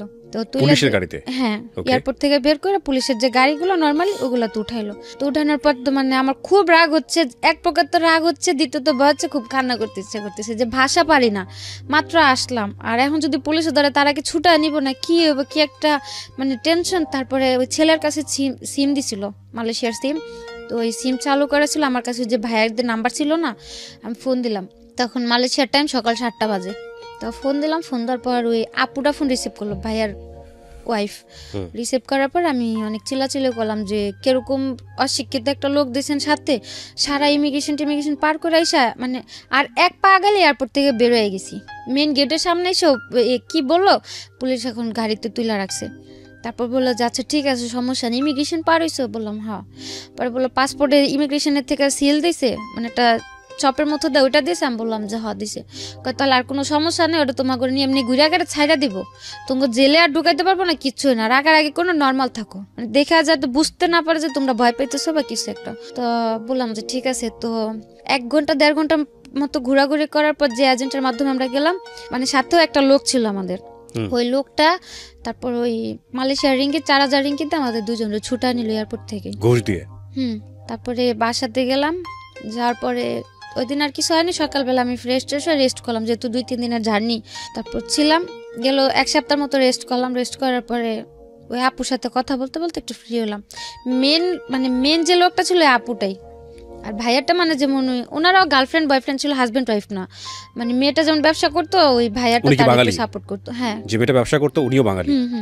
তো আমি বললাম যে আপু 1 সপ্তাহ হয়ে গেছে, তো আমার কোথায় কাজে দিবেন বা কি কিছু তো বললেন না। পরে বললো থাকতে থাকো, তোমার তো সমস্যা নেই, তুমি থাকতে থাকো, সময় হলে আমরাই তোমার কাজে পাঠাম। তো আমি আর কিছু বলি না, ভাবলাম হয়তো যেহেতু বললাম সে পার্লারের কাজ, হয়তো যে প্রসেসটা আমার কাজে দেবে ওই জায়গাটা খালি নাই। ওই একদিন রাত্রে আমার বলতেছে যে তুমি রেডি হও, তোমার কাজে যাইতে হবে। তা আমি বললাম যে রাত্রেবেলা আমি কিসের কাজে যাব? পরে বললো যাও। তো যাওয়ার পরে দেখি যে মানে ওই জায়গাতে আর কি, যে জায়গাতে মেয়েরা কাজ টাজ করে ওই জায়গাতে আমার নিয়ে গেছে। তারপরে আমি বললাম যে আমার এই জায়গায় নিয়ে আসছেন কেন? পরে বললো কেন তোমার কি বলেনি তুমি কি কাজে আসছো? আমি কো আপু তো আমি যে আজকে 1 সপ্তাহ 2 সপ্তাহ ধরে ঘরে আছি, আপু আমার একবারের জন্য বললো না যে আখি তুমি এই কাজটা করবা, বা আমার দেশেতেও তো বইলা পাঠালাম পার্লারের কাজ করবো, তো এটা আমার কি জায়গাতে নিয়ে আসলেন? পরে বলতেছে এটা message centre. Massage centre? Okay. তো আমি বললাম মেসেজ সেন্টার, তো আমি তো মাসাজ টাসাজ করতে পারি না, পার্লারের কাজ দিন আমার মাসাজ সেন্টার আনবে কেন? পরে বললো যে চুপচাপ থাকো এই জায়গাতে, অন্তত কোনো ক্যাচাল করো না, ভালো হবে না। ও জায়গার বস টস গুলো ছিল চীনা, তা আমি বললাম কেন আমি ওই জায়গাতে থাকুম, তা আমি চিল্লাচিল্লি করে উঠে নিলাম। আমার বললো যে দেখো বেশি চিল্লাচিল্লি বা বেশি জোর দেখো এই জায়গাতে তুমি বেশি কিছু করতে পারবা না। এছাড়া ওইদিকে যে মানে সব মেয়ে, তারপর যে কাস্টমার আসতো সবগুলো বাঙালি, সব বাঙালি, বাঙালি, নেপালি, পাকিস্তানি এগুলা ছিল। আবার ওই দেশের লোকজনও ছিল, মানে সব মিক্স করা, কোনো এক জাতির কিছু না। তারপর ওদিন রাত্রে আর মানে যেহেতু ওই জায়গাতে আমি কিছু করতে পারতেছি না, আমি আর কিছু বললাম না। পরে বাসা আসার পর খুব চিল্লাচিল্লি করলাম যে আমার তো এগুলা বলে নাই বা আমি এগুলো করুম না, আমার দেশে পাঠা দেন, আমি এগুলোর জন্য আসিনি, আমার বাড়ি পাঠা দেন। পরে বললো বাড়িতে টাকা দিতে বলতে তোরে দেশে পাঠা দিন। মানে এখন বলতেছে বাড়ি থেকে টাকা পাঠাও তাহলে দেশে পাঠাই দিব। তো পরে আমি বললাম যে বাড়ি থেকে টাকা দিব, আমার তো বাড়িতে এরকম কোনো পরিস্থিতিও নাই, আমার বাবা চালায় রিক্সা, আর ভাইও তেমন একটা মানে ভালো পর্যায়ে নেই যে আমার কেউ 2-3 লাখ টাকা দিয়ে আমার এখান থেকে নিব। তারপর বললো তাহলে কথা বললো না, এ জায়গা যদি মাইরা ফেলায়ও দেই তাও মনে করে কেউ কোনোদিন খোঁজও নিতে পারবো না বা আমাদের কিচ্ছু হইব না, তার চাইতে ভালোভাবে কাজ করো, সেটাই তোমার জন্য ভালো হইব। দেখেছেন, যাওয়ার সময় নিয়ে গেছে জামাই আদরে এবং তারপরে বাধ্য করছে প্রস্টিটিউশনে। And the thing is that ওই সময়টা যদি ওখান থেকে চলে আসতে চায় তাহলে টাকা দিতে হবে, এবং কারণ তারা হচ্ছে টাকাটা ইনভেস্ট করেছে, তারা খুব ভালো করে মেয়েটার ব্যাকগ্রাউন্ডটা জানে যে মেয়েটাও ফিরে আসতে পারবে না। আমার এই অনুষ্ঠানটা একেবারে প্রান্তিক পর্যায় থেকে শুরু করে সারা বাংলাদেশের মানুষ এই অনুষ্ঠানটা দেখে। সো আমি মনে করি বিশেষ করে মেয়েরা যারা আছেন, যারা বিদেশে যান, এইভাবে যান, তারা আজকের এই অনুষ্ঠানটা অনেকবার দেখবেন, একবার দেখবেন না, অনেকবার দেখবেন, because the story just began, গল্পটা শুরু হয়েছে মাত্র। তারপর কি হলো? তারপর এগুলা বলার পরে মানে খুব কান্নাকাটি করলাম, মানে কি করলাম। তারপরে ওনারা বললো যে দেখো এখন কান্দাকাটি করে এদিকে নাটক করে লাভ হবে না, সুস্থ মতো কাজের জায়গা দিয়ে কাজ করবা, কোনো রকম কোনো ফাজলামো বা কিছু করার চেষ্টা করবা না।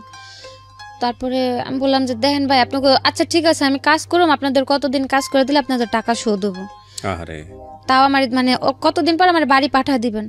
পরে বললো যদি কমও করো অন্তত 6 মাস করতে হবে। তারপরে মানে অনেকভাবে মানে ম্যানেজ করার চেষ্টা করছিলাম যে হয়তো আমার আরো অল্প কিছু দিনের মধ্যে যাতে পাঠা দেয়।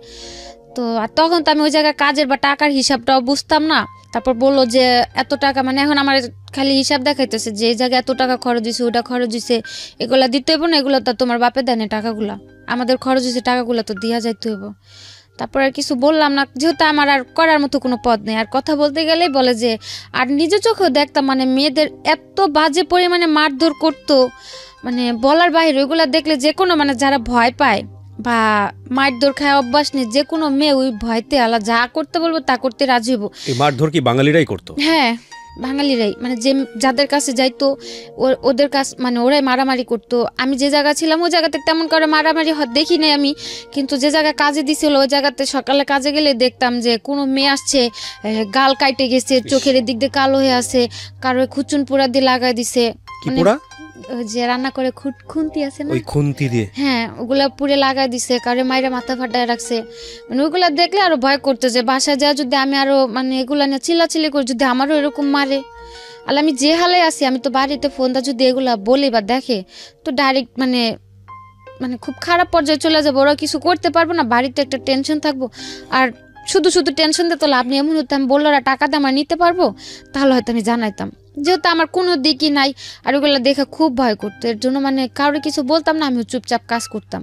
প্রথম মাস গেল, যাওয়ার পরে মানে কাজ করলে খুব আদর করতো, বা যদি বলতাম যে আপু খুব খারাপ লাগতেছে বা অসুস্থ, আমি কাজে যেতে পারবো না বা কাজ করার মতো পরিস্থিতিতে নাই, তাইলে মানে খুব বাজে ব্যবহার, চিল্লাচিল্লি, বাজে বাজে কথা। তো ওই সব ভয়তে কাজ হয়ে গেতাম না। আমার ব্যাগের মধ্যে সবসময় ব্যথার জ্বরের এই ওষুধগুলো সবসময় কিনা থাকতো, অন্তত পক্ষে প্রতিদিন কাজে যাওয়ার সময় একটা, মাঝে একটা, লাস্টে একটা, প্রতিদিন 3টা ব্যথার ওষুধ আর 3টা জ্বরের ওষুধ আমার ফিক্সড করা ছিল। তারপরে 1 মাস কাজ করলাম। কাজ করার পরে মানে তারা বাংলাদেশে যেরকম মানুষ ইয়াবা খায় না, ওই মালয়েশিয়াতে ইয়াবা না, কিন্তু ওই যে লবণের মতো কিছু একটা আছে, মানে আইস, ওই ইয়াবার চেয়ে তো মারাত্মক। ওটা যদি একটানা কন্টিনিউ কেউ 6 থেকে 7 মাস মানে ওটা সেবন করে, মানে এতে 100% এতে মানে ওই লোকটা মানে পুরো মেন্টাল হয়ে যাবে। এগুলো খাওয়াতো? হ্যাঁ, ওইগুলো ওনারা খাইতো, মানে ওইগুলা খাইলে মানে প্রচুর পরিমাণে কাজ করা যেত। আচ্ছা, মানে কোনো ব্যথা বা কোনো খারাপ লাগা বা কোনো ফিল আসতো না, কিন্তু কাজ করা যেত প্রচুর পরিমাণে। সো আপনাকে এগুলো খাওয়াতে বাধ্য করতো? হ্যাঁ, তারপরে ওনারা বললো যে এটা খায়া দেখো, তোমার কাজ করতে সমস্যা হবে না, এটা ভালো এই সেই। তারপরে কিছু বললাম না। ওই জায়গার মেয়েরা মানে সবাই কম বেশি এগুলা, তারপর বিয়ার, মদ, সিগারেট, এগুলো সবাই নর্মালি খুব করতো। তো এগুলাতে কিছু তো জড়িত ছিলাম না। তারপরে ওটা একদিন করলো, তারপরে ট্রাই করার পর দেখলাম যে হ্যাঁ এটা খায় তো কাজ করলে কোনো রকম কোনো রিয়াকশন হচ্ছে না শরীরে, বা মানে ওনাদের গালিও শুনতে হইতেছে না, আমার কাজ হইতেছে, আমি তো বাড়িই চলে যাম, আমি বেশি কাজ করতে পারলাম আর আরো জলদি দেশে পাঠিয়ে দিব। তো এই হিসাব করে তাদের মতো করে যখন বলতো এটা নিয়ে কাজ করো ওইভাবে কাজ করতাম, যখন না দিত ওইভাবে কাজ করতাম না। এক পর্যায়ে ওনাদের কথা মতো নিতে নিতে মানে ওটা আমার একটা নেশার মতো হয়ে গেল এই আইসটা। মানে ওটা ছাড়া আমি এখন থাকতে পারতেছি না।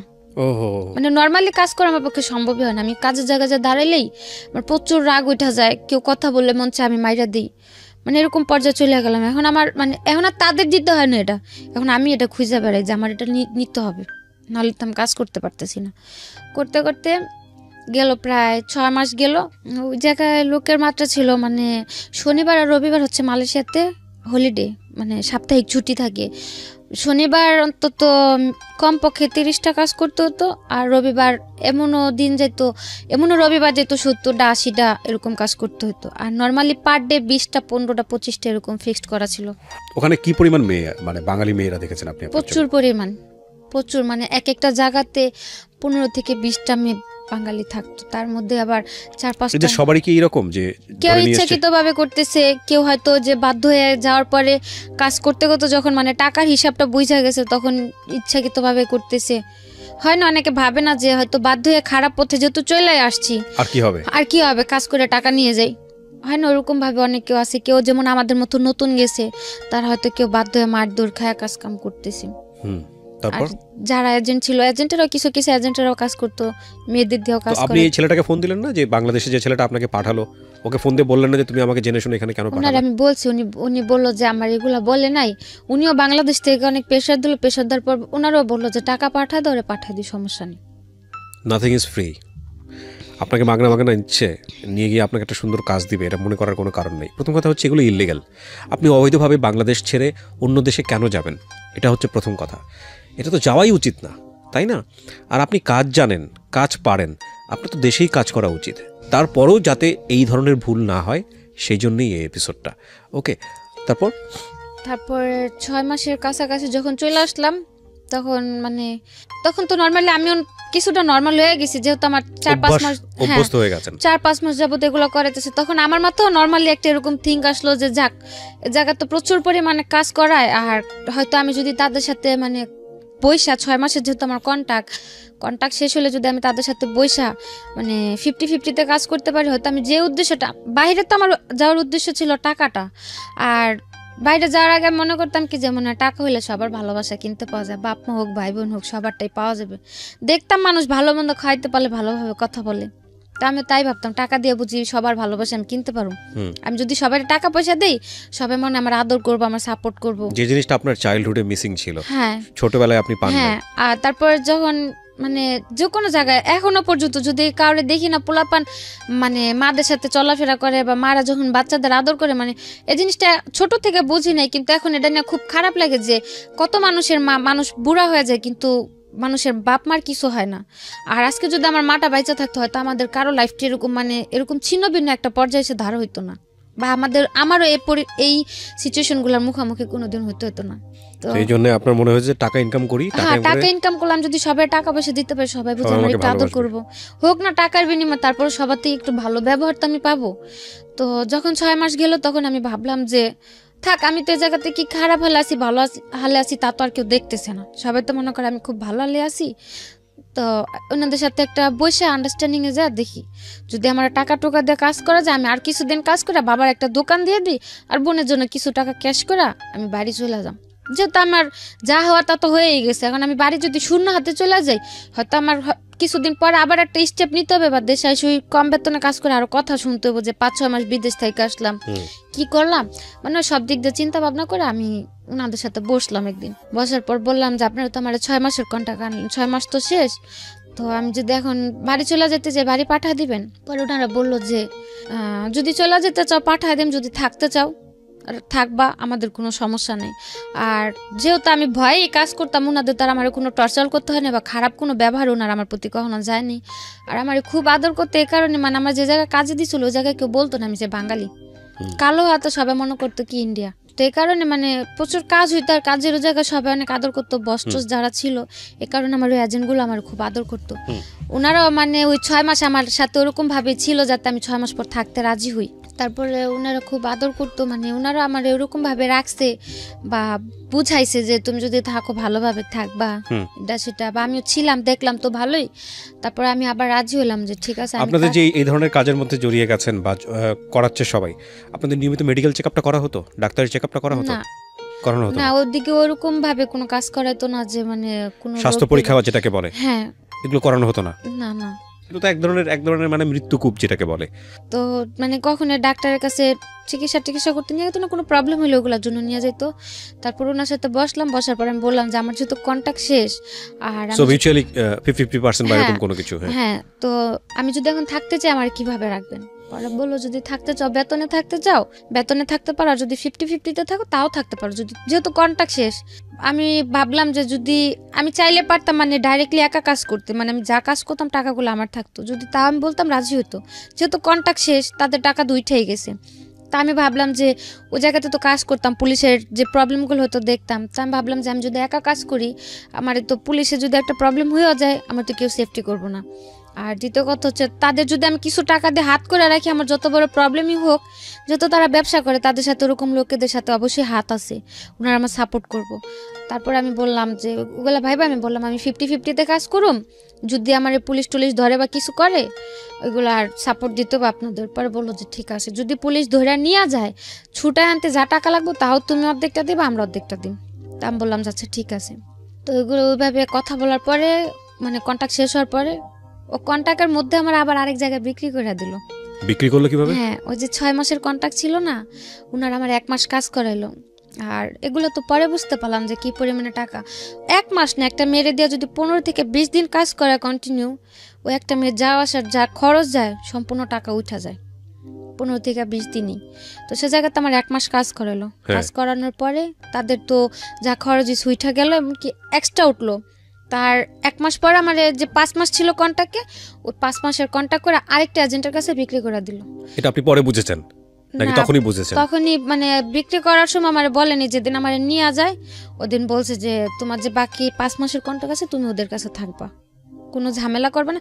1 মাসে তারা আমার আর কি নরমাল করলো, আমার যেহেতু না জানা ছিল, মানে ইউজ টু করা জিনিসটাতে। হ্যাঁ, আমার নরমাল করলো যে তো মানে হঠাৎ করে বিক্রি করে দিলে তো যদি আমি প্রবলেম করি ওনাদের উপরে প্রেশার আসবে, তো নরমাল করে তাদের কাছে দিল। যে আপুর ভাইয়ের কাছে বিক্রি করলো তাদের প্রথম মেয়ে ছিলাম আমি। মেয়ে বলতে মানে ওই ব্যবসা ওই কাজের আমারে দিয়ে তারা বিজনেসটা স্টার্ট করতেছিল। ওকে, মানে তাদের আর কোনো মেয়ে ছিল না, আমারে দিয়ে তারা কি ব্যবসার লাইনটা ধরবে। তো ওই হিসেবে তারা আমার কখনো টর্চার করেনি যে এ কয়টা কাজ কেন, এই কেন সেই কেন। যেহেতু তারাও নতুন, বুঝতে পারতো না যে কতগুলা কাজ প্রেশার দিলে কতগুলা কাজ হয় বা কি করানো যায়, তারা তো বুঝতো না। ওই হিসেবে মানে ওনাদের কাছে থাকতে আমার কাজের প্রেশার এটা তো ছিল না, নর্মালি ছিলাম। তারপর আসার পরে আমি বললাম যে মাসে আমার কন্ট্যাক্ট শেষ, থাইকে গেলাম। থাকার পর 1 মাস আমি কাজ করলাম। মানে 1 মাস কাজ করার পর আমার মানে কাজ যে প্রতিদিন কাজ করতাম না, কাজের টাকাগুলো আমার হাতে দিয়ে দিত কাজের লাস্টে, ওগুলো বাসা হিসাব আর আমি তাদের কাছে জমা দিয়ে দিতাম মাস শেষে। যেমন তারা হিসাব করতো যে আমার 1 টাকার কাজ হয়েছে, 1 টাকা অর্ধেক অর্ধেক অর্ধেক তাদের অর্ধেক আমার, ওইভাবে হিসাব হইতো। তো 1 মাস কাজ করার পর দেখলাম যে না, মোটামুটি ভালো টাকাই হচ্ছে। তারপরে রয়ে গেলাম কাজ করতে করতে। এর মধ্যে ওইখানে একটা ছেলের সাথে আমার একটা সম্পর্ক হয়। ছেলে বলতে যে মেয়ে বান্ধবী ছিল, বান্ধবীর ফ্রেন্ডের মোবাইলে আমার ছবিটা দেখে মানে মারাত্মক পরিমাণে পাগল, এরকম একটা অবস্থা।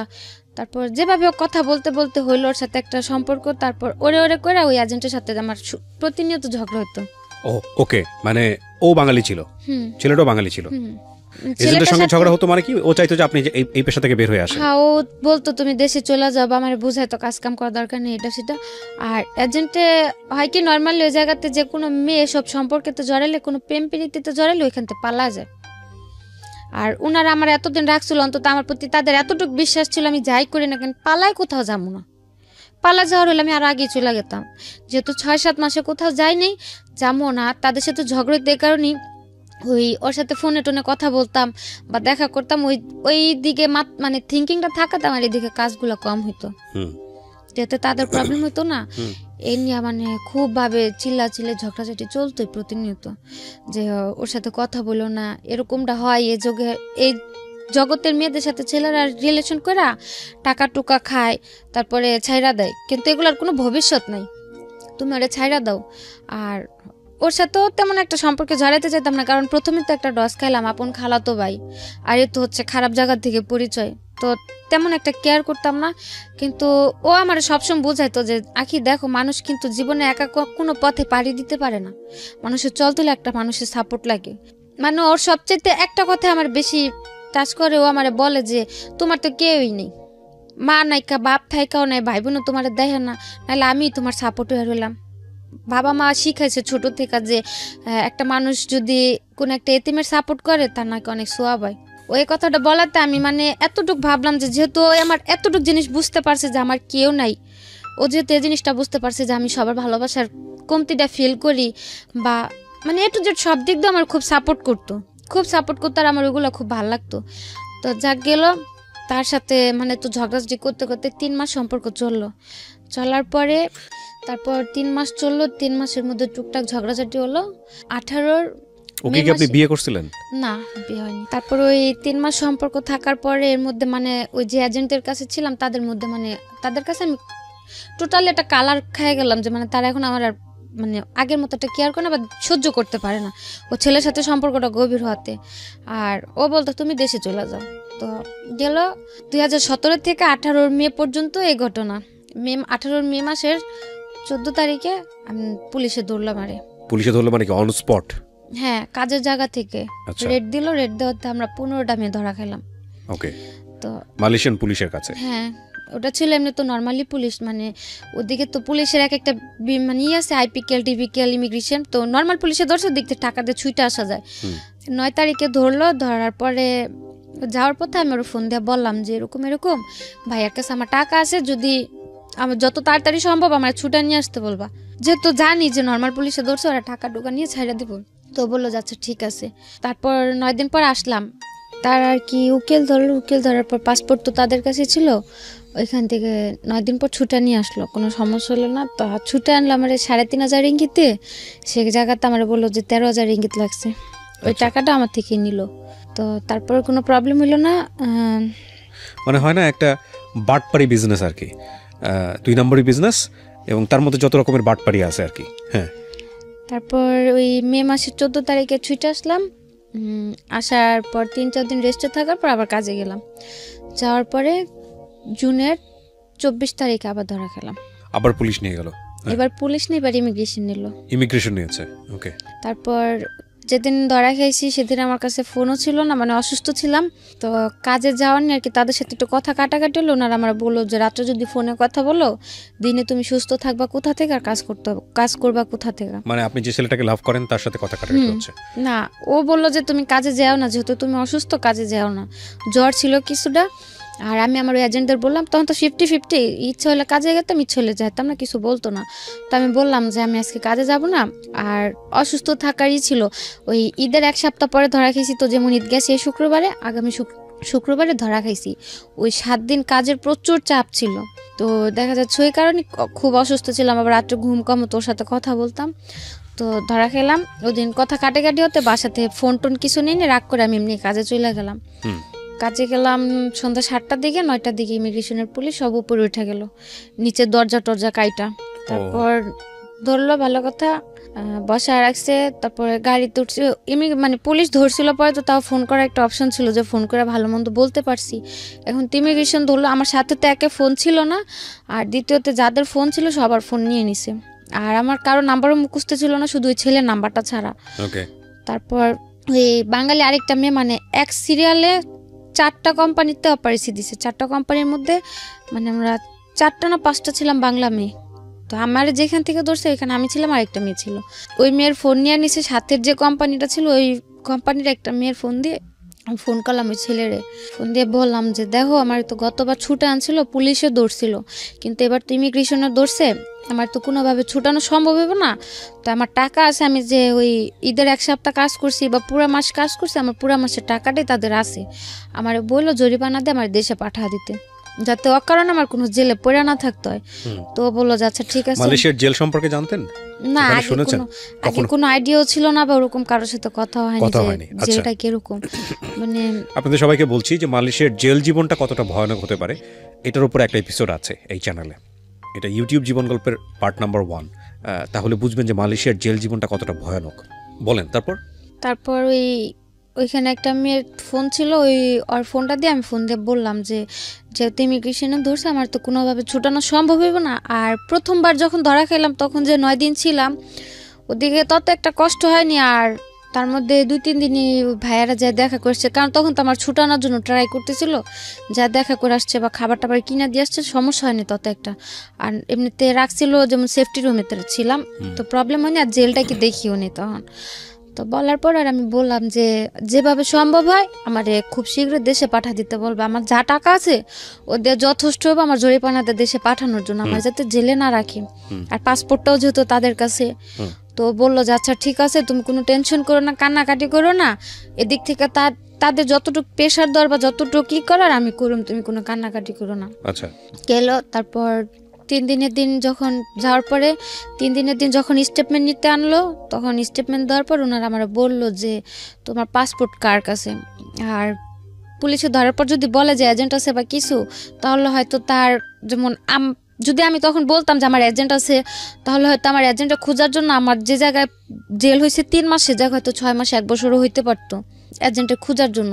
তো তারা যাওয়ার পরে শিখাই দিছিল যে যদি কোর্টে উঠায়, তাহলে যদি জিজ্ঞেস করে যে তোমার কি অপরাধ আছে নাকি, মানে মালয় ভাষাতে, তাহলে বলবা যে হ্যাঁ আমার অপরাধ আছে, যেহেতু আমি আর ট্যুরিস্টে ঢুকলাম, ভিসা তো 1 মাসের ছিল। তো কেস হইতো 2টা, একটা হচ্ছে কসং মানে ভিসা ছাড়া, আর একটা মাসাজ, 2টা কেস হইতো। তো বলছে যে কোর্ট উঠালে যদি জিজ্ঞেস করে যে তোমার দোষটা কি তোমার কিনা, স্বীকার করবা যে হ্যাঁ দোষটা আমার, তাহলে ওই কোর্টের থেকে শাস্তি মাফ করে দিব। আর যদি অস্বীকার করো, যতদিন স্বীকারোক্তি না দেবো অতদিন তুই তোমার কোর্ট উঠাইতে থাকবো, জেল দিতেই থাকবো। 3 দিনের দিন যখন ডাকা এলো, তারপর স্টেটমেন্ট দেওয়ার জন্য আমার জিজ্ঞেস করলো আমার কি এজেন্ট আছে নাকি, আমি বললাম যে না। পরে বললো কিভাবে আসছি, বললাম মিথ্যা কথা যে এমনি একটা ফ্রেন্ডের মাধ্যমে আসছিলাম, তো আমার কোনো এজেন্ট নেই। তারপর জিজ্ঞেস করলো পাসপোর্ট কোথায়, আমি বললাম যে পাসপোর্ট আমার রুমে আছে।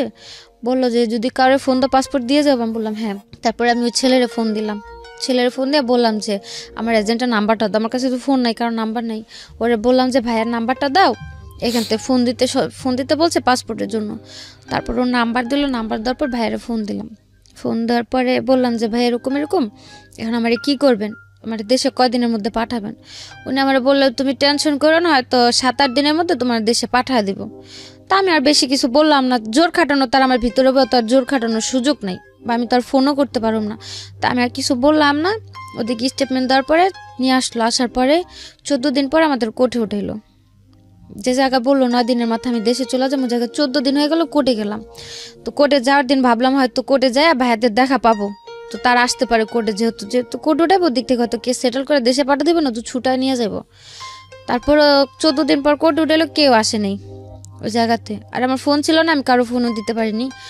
14 দিন পরে কোর্টে উঠানোর পরে কোর্টের থেকে রায় দিল যে আরও 14 দিন থাকতে হবে, 14 দিন পর আমাদের রায় দেবে। তারপরে গেলাম, আবার 14 দিন থাকলাম। ওই 14 দিন থাকার মধ্যে যে জায়গাতে ছিলাম ওই জায়গাতে মানে অনেকের যেমন জেল হয়ে গেছে, কেউ টিকেটের জন্য বসে আছে, ক্যাম্পে ছিলাম, মানে মেন জেলে তখন নেয়নি, ক্যাম্পে রাখা হয়েছিল।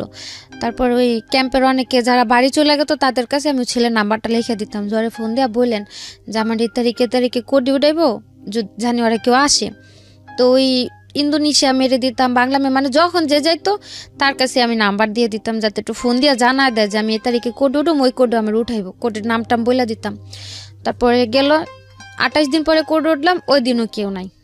28 দিন পর আমাদের কোর্টের থেকে রায় দিল 2 মাস করে জেল। আর 2 মাস করে জেল বলতে মালয়েশিয়াতে জেল হয় 21 দিনের, মানে 21 দিনে 1 মাস ধরা হয়। তো 21 দিন 2 মাসের জেল হলো, সে জায়গাতে 28 দিন তো আমাদের এমনি চলে গেল কোর্টের জন্য। 28 দিন কাইটা হাতে ছিল 13 দিন, ওই 13 দিন আমাদের আর কি মেন যে জেল, ওই জেলে পিঞ্জারাতে পাঠানো হলো।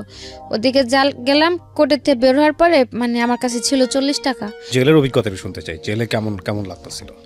জেলে তো ছিলাম মাত্র 14 দিন, আর ওদিকে অনেক মেয়েরা ছিল তো কথাবার্তা বলতো, আর সারাদিন একা একা বসে থাক, শুধু কান্না করতাম। আর মেয়েরা খালি বলতো যে এত কান্না করতে পারে মানুষ, চোখ দিয়ে এত পানি সব পড়ে। কি বাঙালি? না, কোনো বাঙালি মেয়ে ছিল না, আমি একা ছিলাম। মানে আমার যে রুমে রাখা হয়েছিল, আমি ছিলাম ভিয়েতনাম, ফিলিপিন, মানে এক এক দেশে 2-1টা করে মেয়ে ছিল। কারণ আরো বাংলা মেয়েরা ছিল, সবার থেকে বয়স আমার কম ছিল, এই কারণে আমার আলাদা মানে বয়স কম যে মেয়েদের ওদের সাথে রাখা হয়েছিল। আর যাদের বয়স বেশি ছিল তারা মানে সাথে যারা ধরা খাইছে সবাই একসাথে ছিল, আমার একা একা এক জায়গায় রাখা হয়েছিল। মানে আমাদের যে গ্রুপ ছিল ওর মধ্যে আমার একা এক জায়গায় রাখা হয়েছিল।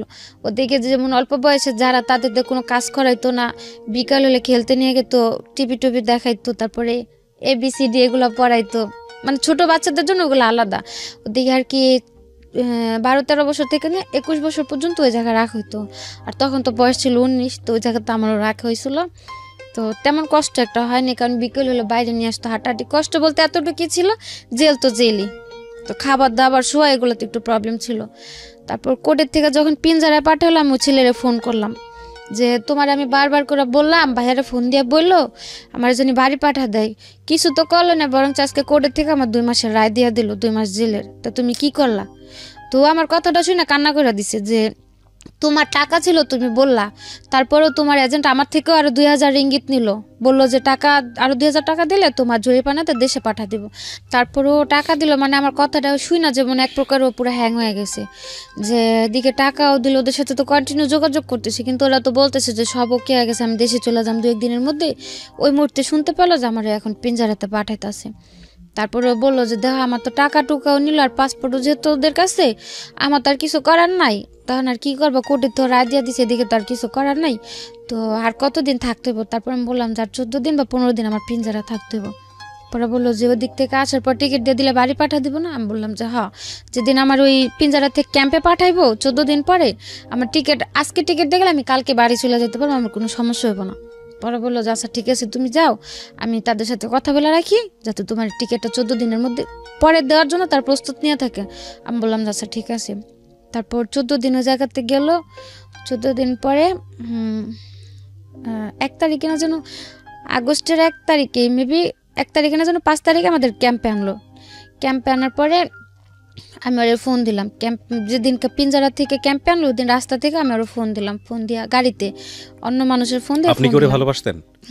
আচ্ছা, মানে আমার খুব কেয়ার করতো, একটু যে মানে যত প্রবলেম, বাড়ির প্রবলেম হোক বা আমার প্রবলেম হোক, সবকিছু তো খুব সাপোর্ট করতো। এর সাথে পরিচয় আপনার এই ধরনের কাজ করতে গিয়ে? না, ওই কাজের জায়গা থেকে নয়, ওইদিকে আমার একটা বান্ধবী ছিল।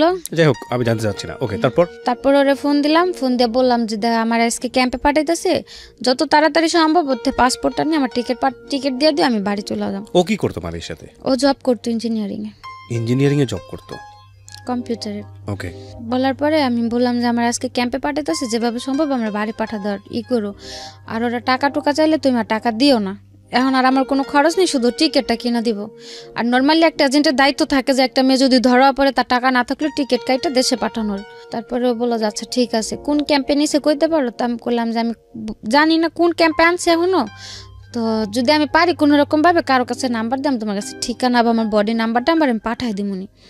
বললো যে আচ্ছা ঠিক আছে। তারপরে যখন ক্যাম্পে নিয়ে গেল, ক্যাম্পের নামটা আমি জানতে পারলাম, মানে ওই জায়গাতে একজন করে নেয়, যেমন সাথে টাকা টুকা জিনিসপত্র থাকলে সব জমা দিয়ে একটা রিসিপ্ট দেয়, একটা বডি নাম্বার দিয়ে দেয় যে কোন ব্লকে থাকবে, কত বডি নাম্বার, ওইগুলো দিতে। মানে অনেক লোক ছিলাম তো, সিরিয়াল ছিল অনেক, তো প্রায় লাস্টের দিকে ছিলাম আমি, ওই সিরিয়ালগুলো দিতে দিই। তারপর আমাদের সাথে কিছু লোক ছিল নতুন ধরে আনছে, ওদের কাছে ফোন ছিল, ওইখান থেকে একটা ফোন নিয়ে আমি ফোন দিলাম আমার বাড়িতে মেজুয়াপুর গেছে, যে যেহেতু ও দিক দিয়ে প্রেশার দিতেছে, ওরাও যদি জানে, ওরা হয়তো এজেন্টের ফোন দা বলবো আমার টিকিটটা দিতে।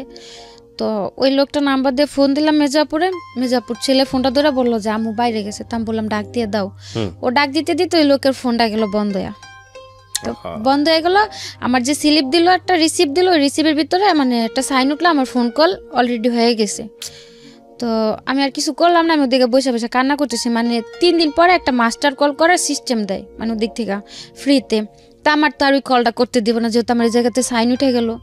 তো কান্না করতেছি, ওদিকে একটা রোহিঙ্গা ছেলে ছিল, মানে ওই জায়গার ভিতরে যে অনেকের যে পরিচয়পত্র নাই বা পাসপোর্ট টাসপোর্ট না থাকলে 3-4 বছর ওই জায়গায় অনেকে পড়ে থাকলে ওদের আর কি বাইরে কাজ টাজ করতে দেয়, যে আসামিদের সাথে দেখা করতে আসলে নিয়ে যায়, বা যে নতুন লোক ধরে আনলে ব্যাগ ট্যাগ সরা রাখি, ওরকম লোক ছিল একটা রোহিঙ্গা। তো বলতেছে যে আপনার কী হয়েছে, কান্না করেন কি আপনি? তারপর আমি বললাম যে এরকম এরকম আমার তো জায়গাতে কেউ নাই, আমি বাড়িতে ফোন দিলাম, ফোনটা বন্ধ হয়ে গেল, আর আমার স্লিপেও সাইন উঠে গেলো, আমি তো আর ফোন দিতে পারব না, আমি যদি কাউরে না জানি আমি এ জায়গাতে আসি, কীভাবে আমার কেউ টিকিট দিব? তো ও কইলো যে মালয়েশিয়ার কারো নাম্বার আছে আপনার কাছে? আমি হ্যাঁ আছে। তো কইলো যে আপনি একটা কাগজে আপনার যে স্লিপে বডি নাম্বার দিছে, বডি নাম্বার, ব্লক নাম্বার আর নাম্বারটা লিখে দেন, আমি ফোন দিয়ে জানা দিম। তারপর ওই ছেলের কাছে আমি ওই ছেলের নাম্বার লিখে দিলাম, আমার বডি নাম্বার কত ব্লক লিখে দিলাম। তারপর ওই ছেলে ফোন দিল ওর কাছে, ওরে ফোন দিয়ে বলছে যে আমি এরকম এরকম এই জায়গাতে আসি, এত এত আমার বডি নাম্বার। তারপর ও আবার আমার এজেন্টের কাছে গেছে, ওই বাইরের ওই ছেলেটা, যাওয়ার পরে বলছে যে আমার এই জায়গাতে নিয়ে আসছে, আমার টিকিট দিব কবে? ওরা বলতেছে পাসপোর্ট দিয়ে দিছে, মানে কোম্পানির লোকের কাছে পাসপোর্ট দিছে, টাকা দিয়ে দিছে, ওরা টিকিট দিয়ে যাবে। এসে করতে করতে প্রায় 15 থেকে 20 দিন যায়। ওই 15-20 দিনের মধ্যে এই ছেলে আবার ওরা একটা ফ্রেন্ডে পাঠায় আমার সাথে জেলে দেখা করতে। তারপর ওরকম করতে করতে আমার এজেন্ট আবার ওর কাছ থেকে টাকা নিল আবার।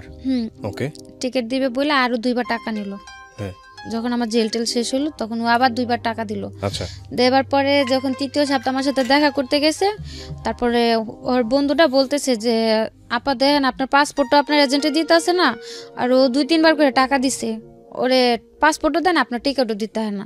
ও এমনও বলছে যে ভাই টাকা খাইছেন ভালো করছেন, আর পাসপোর্টটা দিয়ে দেন, আর একটা টিকিট আমি কাইটা দিতেছি, আপনার টাকা টুকা দিতে হবে না, টাকা জানিয়েছেন নিছেন, আর পাসপোর্টটা দিয়ে দেন। আর পাসপোর্টটা বারবার চাইতেছিল এই কারণেই যে মালয়েশিয়ার জেলে যদি ট্রাভেল পাসের ফর্ম কেউ ফিল আপ করে, অন্তত পক্ষে 7 থেকে 8 মাস ওই ট্রাভেল পাসের স্লিপের জন্য বসে থাকতে হয়।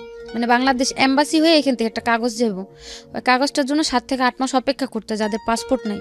আর যদি আমার পাসপোর্ট না দিত তাহলে হয়তো আমার আরও 7 থেকে 8 মাস জেলে থাকতে হতো। তার জন্য বারবার যাওয়ার কথা, টাকা খাইতেছে খাক, তো পাসপোর্টটা দিয়ে দেখ। আর এই চান্সে ও টাকা খাচ্ছে।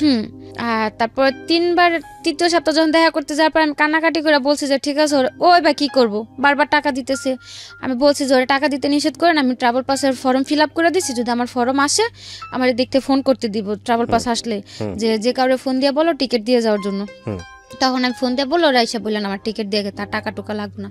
তারপর ওই ছেলে মানে ওই কথা শোনার পরে যে পুলিশের কাছে একটা রিপোর্ট করলো যে এরকম এরকম আমি জেল আছে, আমার পাসপোর্ট আমার এজেন্টের কাছে, আমার টিকিট দিতেছে না। ওই জেলে পুলিশের থেকে ওই এজেন্টের কাছে একটা নোটিশ পাঠাইলো যে পাসপোর্টটা যাতে দিয়া দেয়। তারপরে সপ্তাহে যে আমার টিকিট দিয়ে আসলো, তারপরে দেশে আসলাম। এদিকে এজেন্টের জন্য আমার জেল খাটতে হলো 3 মাস, অথচ কোর্টের থেকে আমার রায় দিল আমার জেল হইলো 41 দিন। 41 দিনের জায়গায় আমার জেল খাটতে হলো 90 দিন।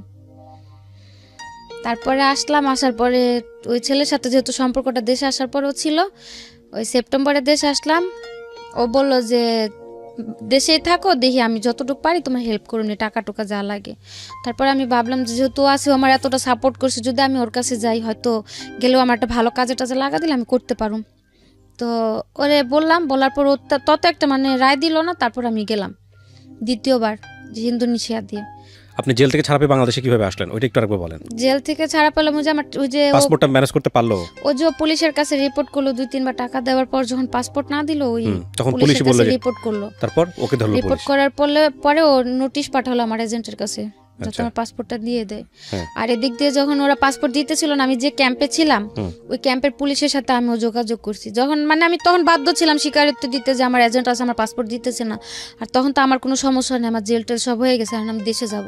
তখন ওই জায়গার পুলিশদের সাথে আমিও কথা বললাম যে এরকম এরকম আমার এজেন্ট আছে, এজেন্ট আমার পাসপোর্টটা দিতেছে না। ওনার জিজ্ঞেস করলো যে এজেন্ট যে বাসায় থাকে সে বাসা তুমি চেনো? বললাম যে হ্যাঁ। পরে বললো যে 1 সপ্তাহ সময় দেখো, যেহেতু তোমার বাইরে থেকে লোক রিপোর্ট করছে, যদি ওরা পাসপোর্ট না দেয় তোমার আমাদের সাথে নিয়ে এখান থেকে তোমার এজেন্টের বাসা যাওয়া হইব।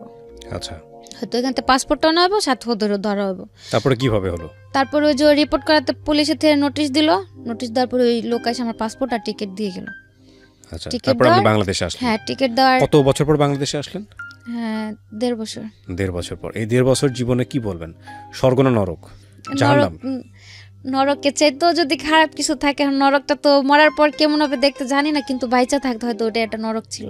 তো আসলেন, আসার পরে দেশে ছিলাম সেপ্টেম্বর আসছি, সেপ্টেম্বরের 17 তারিখ আসছি।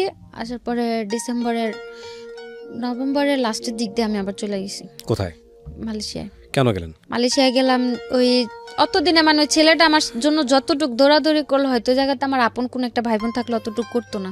তো ওর প্রতি অতদিন একটা আলাদা টান হলো, যেহেতু বাইরে ও আমার জন্য এতটুকু করতে পারছে, বা যদি ও তো সবসময় বলতো যে আমার বিয়ে করব বা আমার পাশে সবসময় থাকবো, তো আমি ভাবলাম যে যাই আমি ওর কাছে, যে এখন তার আমি খারাপ কিছু করুম না, যাই হোক তোর কাছে থেকে একটা ভালো জব টপ করি, কিছু যখন ও দেশে আসো ওর সাথে আমি চলে আসবো, আসলে হয়তো তখন যদি বিয়ে শাদী করে করলো না তোর দ্বারা আমি ভালো কিছু একটা করাতে পারলে আসলাম। কিন্তু ওই তার ভরসায় গেলাম, দ্বিতীয়বার যে সেম অবস্থায়, একই কাজ না হয়তো সে কাজগুলো করতে হয় নাই, কিন্তু ওর সাথেই ছিলাম। ওই 1-1.5 মাস লাগায়া জঙ্গল টঙ্গলে থাইকে এত কষ্ট করে যে গেলাম ওর জন্য। আমি জঙ্গলে থাকতে হয়েছে যাওয়ার সময়? কিসে গেছেন? এখান থেকে 3টা দেশ ঘুরাই নিয়ে গেছে, তো মানে যে যে জায়গায় ঘুরছি ওগুলাতে কোনো প্রবলেম হয়নি। হোটেলে 1-1.5 মাস লেগেছে যেতে? 1 মাস, পুরো 1 মাস লাগছে। কিসে গেছেন আপনি? প্লেনে না? প্লেনে গেছি, এখান থেকে ইন্ডিয়ায় গেছি, ইন্ডিয়া থেকে বালিতে গেছি, বালি থেকে ইন্দোনেশিয়ায় গেছি, ইন্দোনেশিয়া থেকে মালয়েশিয়ার এয়ারপোর্টে গেছি। এয়ারপোর্টে মানে যে কিরকম মানে একটা বিমান ভাইঙ্গা যেভাবে যায় না অনেক দেশে, ডাইরেক্ট না গেলে বিমান ভাইঙ্গা। বন জঙ্গলের কথা কেন আসতেছিল? জঙ্গলে ছিলাম 15 দিন, মানে জঙ্গলের ভিতরে, টোটালি জঙ্গল, ওর ভিতরে খাওয়া দাওয়া শোয়া সবকিছু। ওখানে ওই বাঙালিরা ওইভাবেই যায়? অবৈধভাবে গেলে ওইভাবে যেতে হয়, মানে ইন্দোনেশিয়া দিয়ে যারা যায় তাদের ওই জঙ্গলে 1 মাস থাইকে যাইতে হয়। এমনিতে যদি থাইল্যান্ড দিয়া বা সিঙ্গাপুর দিয়ে যায় তাহলে তো 1 সপ্তাহের মধ্যে পৌঁছা যায়। আচ্ছা, তো গেলেন? তারপর গেলাম, যাওয়ার পর ওই ছেলের কাছে গেলাম, যাওয়ার পরে 6-7 মাস কাজ করতে দেন। ও এমনিতে আমার টাকা টুকা, ওর সাথেই ছিলাম, মানে বাড়িতে টাকা টুকা সবকিছু ও দিল, বা যাওয়ার খরচ টরচ যা লাগলো ওই দিল। দেওয়ার পরে মানে এক পর্যায়ে দেখি ও কিরকম একটা আস্তে আস্তে পোল্ট্রি নিতেছে। কাজ করতে দেয়নি, আমার কোনো কাজই করতে দেয়নি, বলছে যে আশ্চর্য তো থাকো, সমস্যা নেই, তোমার মতো একটা মেয়ে চালানোর ক্ষমতা আল্লাহ আমারে দিছে, আমি তোমার রাখি, তোমার কাজ করার দরকার নেই, যেহেতু আসছো আমার কাছে থাকো। তো কিছুদিন পরে দেখি ওই হাজবেন্ডের যেমন একটা পোল্ট্রি নিল বিয়ের পরে, তার কাছে যাওয়ার পর তারও একটা পোল্ট্রি, মানে সে কন্টিনিউ যে ক্লাবে যায়, মদ টদ খায়, রাতের পর রাত বাইরে থাকে, আমি ওগুলো বললে মানে মারাত্মক পরিমাণে মারধর চলে। তারপরে গেল এরকম করতে করতে এক পর্যায়ে আমি বললাম যে ভাই তুমি যদি আমার না রাখো, আমার বইলা দাও, যেহেতু আমি আসছি, আমার এখন একটা সুযোগ আছে, তুমি আমার যদি না রাখো আমার বইলা দাও, আমি বাইরে যাই কোনো কাজ কাম করে আমি দেশে চলে যেতে পারো। আর অতদিন লাস্টের দিক দিয়ে আমি একটা কোম্পানিতে কাজে লাগছিলাম ক্লিনারের। তো তখনও বললাম যে দেখো আমি একটা ভালো বেতনে কাজ করতেছি, ভালো একটা কাজ পাইছি, তুমি যদি আমার ছাইরা দাও আমি কাজ কাম করে। বিয়ে করেছিলেন আপনি? না না, ওকে। ওদিকে বিয়ে করার সিস্টেম ছিল না, বিয়ে করলে কি যে হুজুর ডাক দেয় না, এমনিতে ঘরে বিয়ে করে ওইগুলো। তা আমার আর ওর উদ্দেশ্য ছিল, আমারই মেন উদ্দেশ্যটা ছিল যে আমি এখন এরকম একটা বিয়ে করুম, দেশে যাবার পরে বিয়ে তো আমার কোনো প্রুফও থাকবো না বা কোনো প্রমাণও থাকবো না, তো তার চেয়ে না করেই থাকি। যদি বিয়ে থাকে দেশে যে হয়তো পোক্তভাবে করলে করবো, না করলে করার প্রয়োজন নেই। শুধু শুধু যে আল্লাহরে সাক্ষী রেখে বিয়ে করুম, এটা নিয়ে হয়তো একটা আল্লাহর কাছে একটা গুনার কাজ হবে, বা ওর কাছে আমি দাবি নিয়ে দাঁড়াইতে পারবো না। এর জন্য আর কেউ ওই জায়গাতে করা হয় না। আর ওই জায়গাতে বাঙালিদের যাদের ভিসা টিসা নাই, ওই কাগজ টাগজ করে বিয়ে করার কোনো সিস্টেম নেই। তারপরে ওরে বারবার বলতাম যে যদি তুমি আমার ছাইরা দাও তা আমি কাজ কাম করি। ও বলতো যে না, আমি কি তোমার আনছি ছাড়ার জন্য, আমি তোমার ছাড়ুন কেন। এরকম করতে করতে ওর সাথে রইলাম 1 বছরের মতো। লাস্ট 3 মাস কাজ করলাম, দেশে আসুম ওই ট্রাভেল পাস চালু করলো, যারা অবৈধ আছে তারা মানে আত্মসমর্পণ করে দেশে চলে যেতে পারবো। তো ও বললো যে দেখো এভাবে থাকলে তো দুজনের, ওরও ভিসা শেষ হয়ে গেছে লাস্টের দিকে, বললো যে তুমি চলে যাও, আমার তো কোম্পানি আছে, আমার কোম্পানিতে আমার ভিসা করে দিব, তুমি তো এমনি একবার ব্ল্যাক লিস্ট করে গেছো দেশে, প্রথমবার যখন জেল খাইতে আসলাম আমার ব্ল্যাক লিস্ট দিয়ে দিল, আবার দ্বিতীয়বার অবৈধভাবে ঢুকলাম, আমি তো আর ভিসাও লাগাইতে পারুম না। তো বললো যে তুমি চলে যাও, আমি থাকি, আমি ভিসা টিসা করে আমি ভিসা লাগলে দেশে আসুন না, ইনশাল্লাহ বিয়ে টেজা করার করুন। তা আমি বললাম যে না, আমি তোমার রেখে দেশে যাম না, আমি থাকতেই তুমি এত নাটক করো, আমি চলে গেলে তো তখন তুমি পুরাই পোল্ট্রি নিবা, যেহেতু তুমি আমার বিয়ে করবো আমি তোমার সাথেই থাকি, সমস্যা নেই। তো এগুলা করতে করতে ও আমার জন্য টিকিট কাটার জন্য পুরো প্রস্তুতি নিল। তার মধ্যে আমার বারাপুর একটা ছেলে অ্যাক্সিডেন্ট হলো, মানে ওর ডান হাতের এই জায়গা দিয়ে একটা চাকু ঢুকিয়ে দিক দিয়ে বের হয়ে গেল। আমার কাছে এমনিতে টাকা নেই, আমি দেশে আসার প্রস্তুতি নিতেছি, তার মধ্যে ওর ওই জায়গাতে অপারেশন করতে অনেক টাকা দিতে হলো আমার বাইরে থেকেই। ও তখন দেশে আসবো না, রাজি হলো দেশে আসার জন্য ছেলেটাও আমার সাথে। তারপরে আমি বলছি যে তুমি আমার টিকিট কাটবা, এত কিছু করবা, কোনো লাভ হইব না, যদি তুমি না যাও যেদিনকার ফ্লাইট থাকবো দিন আমি পলা যাম, দেখবা 3-4 দিন পর আবার আয়া পড়ছি। কিন্তু আমি তোমার রেখে দেশে যাব না। তারপরে এক পর্যায়ে যে ওর বাবা ফোন দিয়ে বললো যে দেশে নাকি ওর একটা চাকরি হয়েছে, ওরে দেশে চলে আসতে। তারপরে ও রাজি হলো আসার জন্য। একসাথে টিকিট পাইলো না, আমারটা ডিসেম্বর 14 তারিখে করলো, ওটা 17 তারিখে করলো। আসার সময় বারবার করে বললো যে তুমি যাও, তুমি কোনো টেনশন করো না, আমি তা আসি। তো সে যে আমি তোমার লগে কোনো পোল্ট্রি নিব না, তুমি চলো, আমিও তো দেশে আইতেছি। আসার পর আল্লাহ বিয়ে শাদী যা করার করুমনি। আসলাম দেশে, আসার পর 15-20 দিন ভালোই ছিল। এখন পুরাই পোল্ট্রি, পুরা পোল্ট্রি বলতে মানে মানুষ অত বড় পোল্ট্রি নিতে পারে না দেখলে হয়তো জানতাম না। সো আপনি এবার যাবেন না মালয়েশিয়াতে? না, আর যাও কার কাছে, আর যাওয়ার কোনো প্রয়োজন নেই। প্রথমে তো গেলাম ফ্যামিলির দিক দিয়ে চিন্তা করে, বা প্রথম গেছে ফ্যামিলির দিক দিয়ে চিন্তা করে, সেকেন্ড টাইম গেছে একজন মানুষকে ভালোবেসে। এখন কিভাবে চলতেছে আপনার? এখন ওই ছেলের সাথে কথা হয়, এমনিতে আমার টাকা টুকা লাগলে যদি আমি ফোন দিয়ে বলি, টাকা টুকা দেয়, কিন্তু কোনো কথা বলে না, যোগাযোগ করে না। এছাড়া আপনি কোনো কাজ কাম করেন? গত মাসে একটা চাকরিতে জয়েন করছি, তো করতেছি টুকটাক। কেন বললেন এই গল্পটা? আবার এই প্রশ্নটা করি। গল্পটা বলার উদ্দেশ্য এইটুকুই ছিল যে অনেক মেয়েরাই বাইরে যায়, যেহেতু আমি মালয়েশিয়াতে অন্য অন্য দেশের গুলো তার আমি বলতে পারি না, বা আসার সময় এয়ারপোর্টেও দেখছি সৌদি থেকে অনেক মেয়েরা প্রায় 1-1.5 মেয়ে সিরিয়ালে দাঁড়ায় আছে। জিজ্ঞেস করলাম, মানে ওদের সাথে আমারও মনে করছিল আমি সৌদি থেকে আসছি। এবার আসার সময় আমি 2-3 ঘন্টা লেটে এয়ারপোর্টের থেকে বেরোলাম, ওই যে ওদের সাথে আমার সিরিয়ালে দাঁড় করা রাখলো। যখন দেখলাম যে সবগুলা লোক সৌদি আরবের, আমি একাই মালয়েশিয়ার, তখন আমি চিল্লাচিল্লি করাতে তারপর আমার বের করে দিল। 2-2.5 ঘন্টা যে দাঁড়াইছিলাম, মেয়েগুলা জিজ্ঞেস করলাম যে আপনারা কি জনের দিকে দাঁড়াচ্ছেন, সবগুলা জেল খেটে আসছে। 100-150 মেয়ে হবে, কমপক্ষে 300 থেকে 400 পুরুষ হবে। 2টা সিরিয়ালে, মানে এয়ারপোর্টের ভিতরটা পুরো ভরা ওই মেয়ে লোকগুলা দিয়ে। এছাড়া সাথে যেসব লোক সব বের হয়ে গেছে। তো তাদের মধ্যে দাঁড়া থাকার পর জিজ্ঞেস করলাম, মেয়েগুলা বললো যে দেখেন এরকম এরকম আইনা কাজের নিচে নেওয়ার পরে যে বাড়িতে কাজ করি তারাও নির্যাতন করে, বাইরে থেকে লোকেরাও এসে নির্যাতন করে, লাস্টে টিকতে না পেরে পুলিশের কাছে যে আত্মসমর্পণ করছি, এই জেল খাটটা এখন দেশে আসছে আমরা সবাই। কি একটা ইমেজ দাঁড়ায় দেখেন। এটা তো এটা কিন্তু আমার এখানে এপিসোডটা ফার্স্ট টাইম না। বাংলাদেশের বিভিন্ন মিডিয়াতে, টেলিভিশন চ্যানেলে এই নিউজগুলো আসে, হরহামেশাই আসে। ইমেজটা কি দাঁড়ায় দেখেন। প্রথমত আমাদের সামাজিকতার জায়গাটা থেকে এই ধরনের মেয়েরা যখন দেশে ফিরে আসে খুব একটা ভালো চোখে দেখা হয় না, এবং ওখানে যে যাবে গিয়েও একটা ট্র্যাপের মধ্যে পড়ে যায়, বের হতে পারে না। মানে একটু ভালো থাকার জন্য কি ভয়ঙ্কর রকমের যুদ্ধ।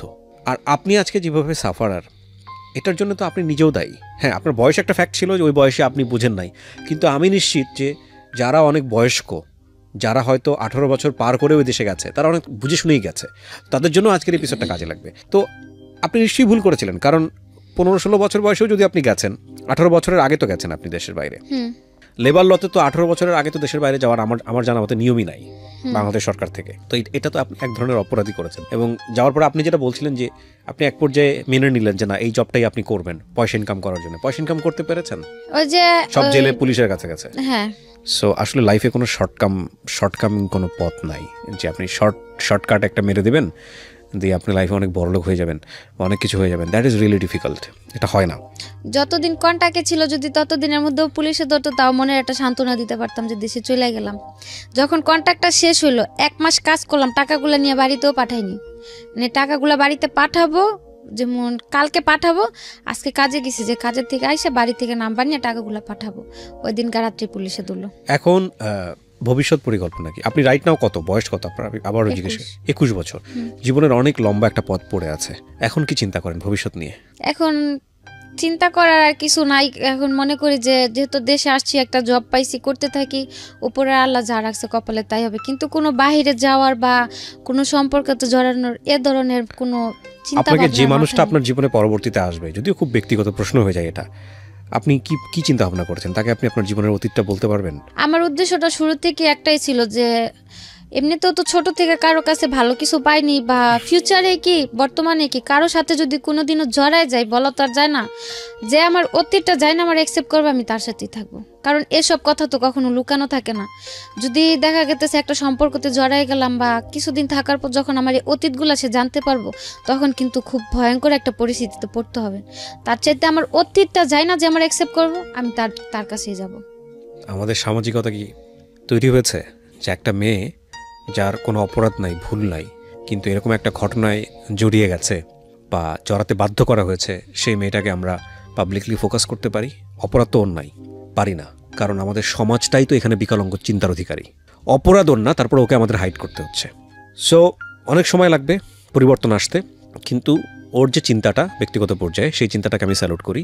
জীবনের সমস্ত কিছু জেনেই যেন ওর কাছে মানুষ আসে। আরেকটা বিষয় আমি বিশ্বাস করি, সেটা হচ্ছে আমৃত্যু পর্যন্ত নিজের ভুলগুলো বুঝে নিজের জীবনটাকে সংশোধন করার সুযোগ আছে, সেটা আল্লাহ আমাদেরকে দিয়েছে। সো সেই জায়গাটা থেকে আপনি যদি ব্যক্তিগতভাবে মনে করেন যে যে ভুলগুলো হয়ে গেছে আমার অপ্রাপ্ত বয়স থাকা অবস্থায়, সেগুলোর জন্য আপনি নিজেও রেসপন্সিবল ছিলেন না, উদ্দেশ্য ছিল মহৎ কিন্তু আপনি ট্র্যাপে পড়ে গেলেন, সেটার জন্য আল্লাহ আপনাকে একটা ভালো দিক নির্দেশনা দিক, আপনাকে ভালো পথে পরিচালিত করুক, সেটা একটা বিষয়। আরেকটা হচ্ছে যারা আজকে আপনার এই গল্পটা শুনলো, আমি নিশ্চিত যে এই গল্পটা শোনার পরে কোনো বাবা মাই তার সন্তানকে অবৈধ পথে বিদেশে পাড়ি জমানোর কথা বলবেন না। একবার দুইবার 3-4 বার বাইরে গেলাম, কখনো মানে ফ্যামিলি থেকেও আমার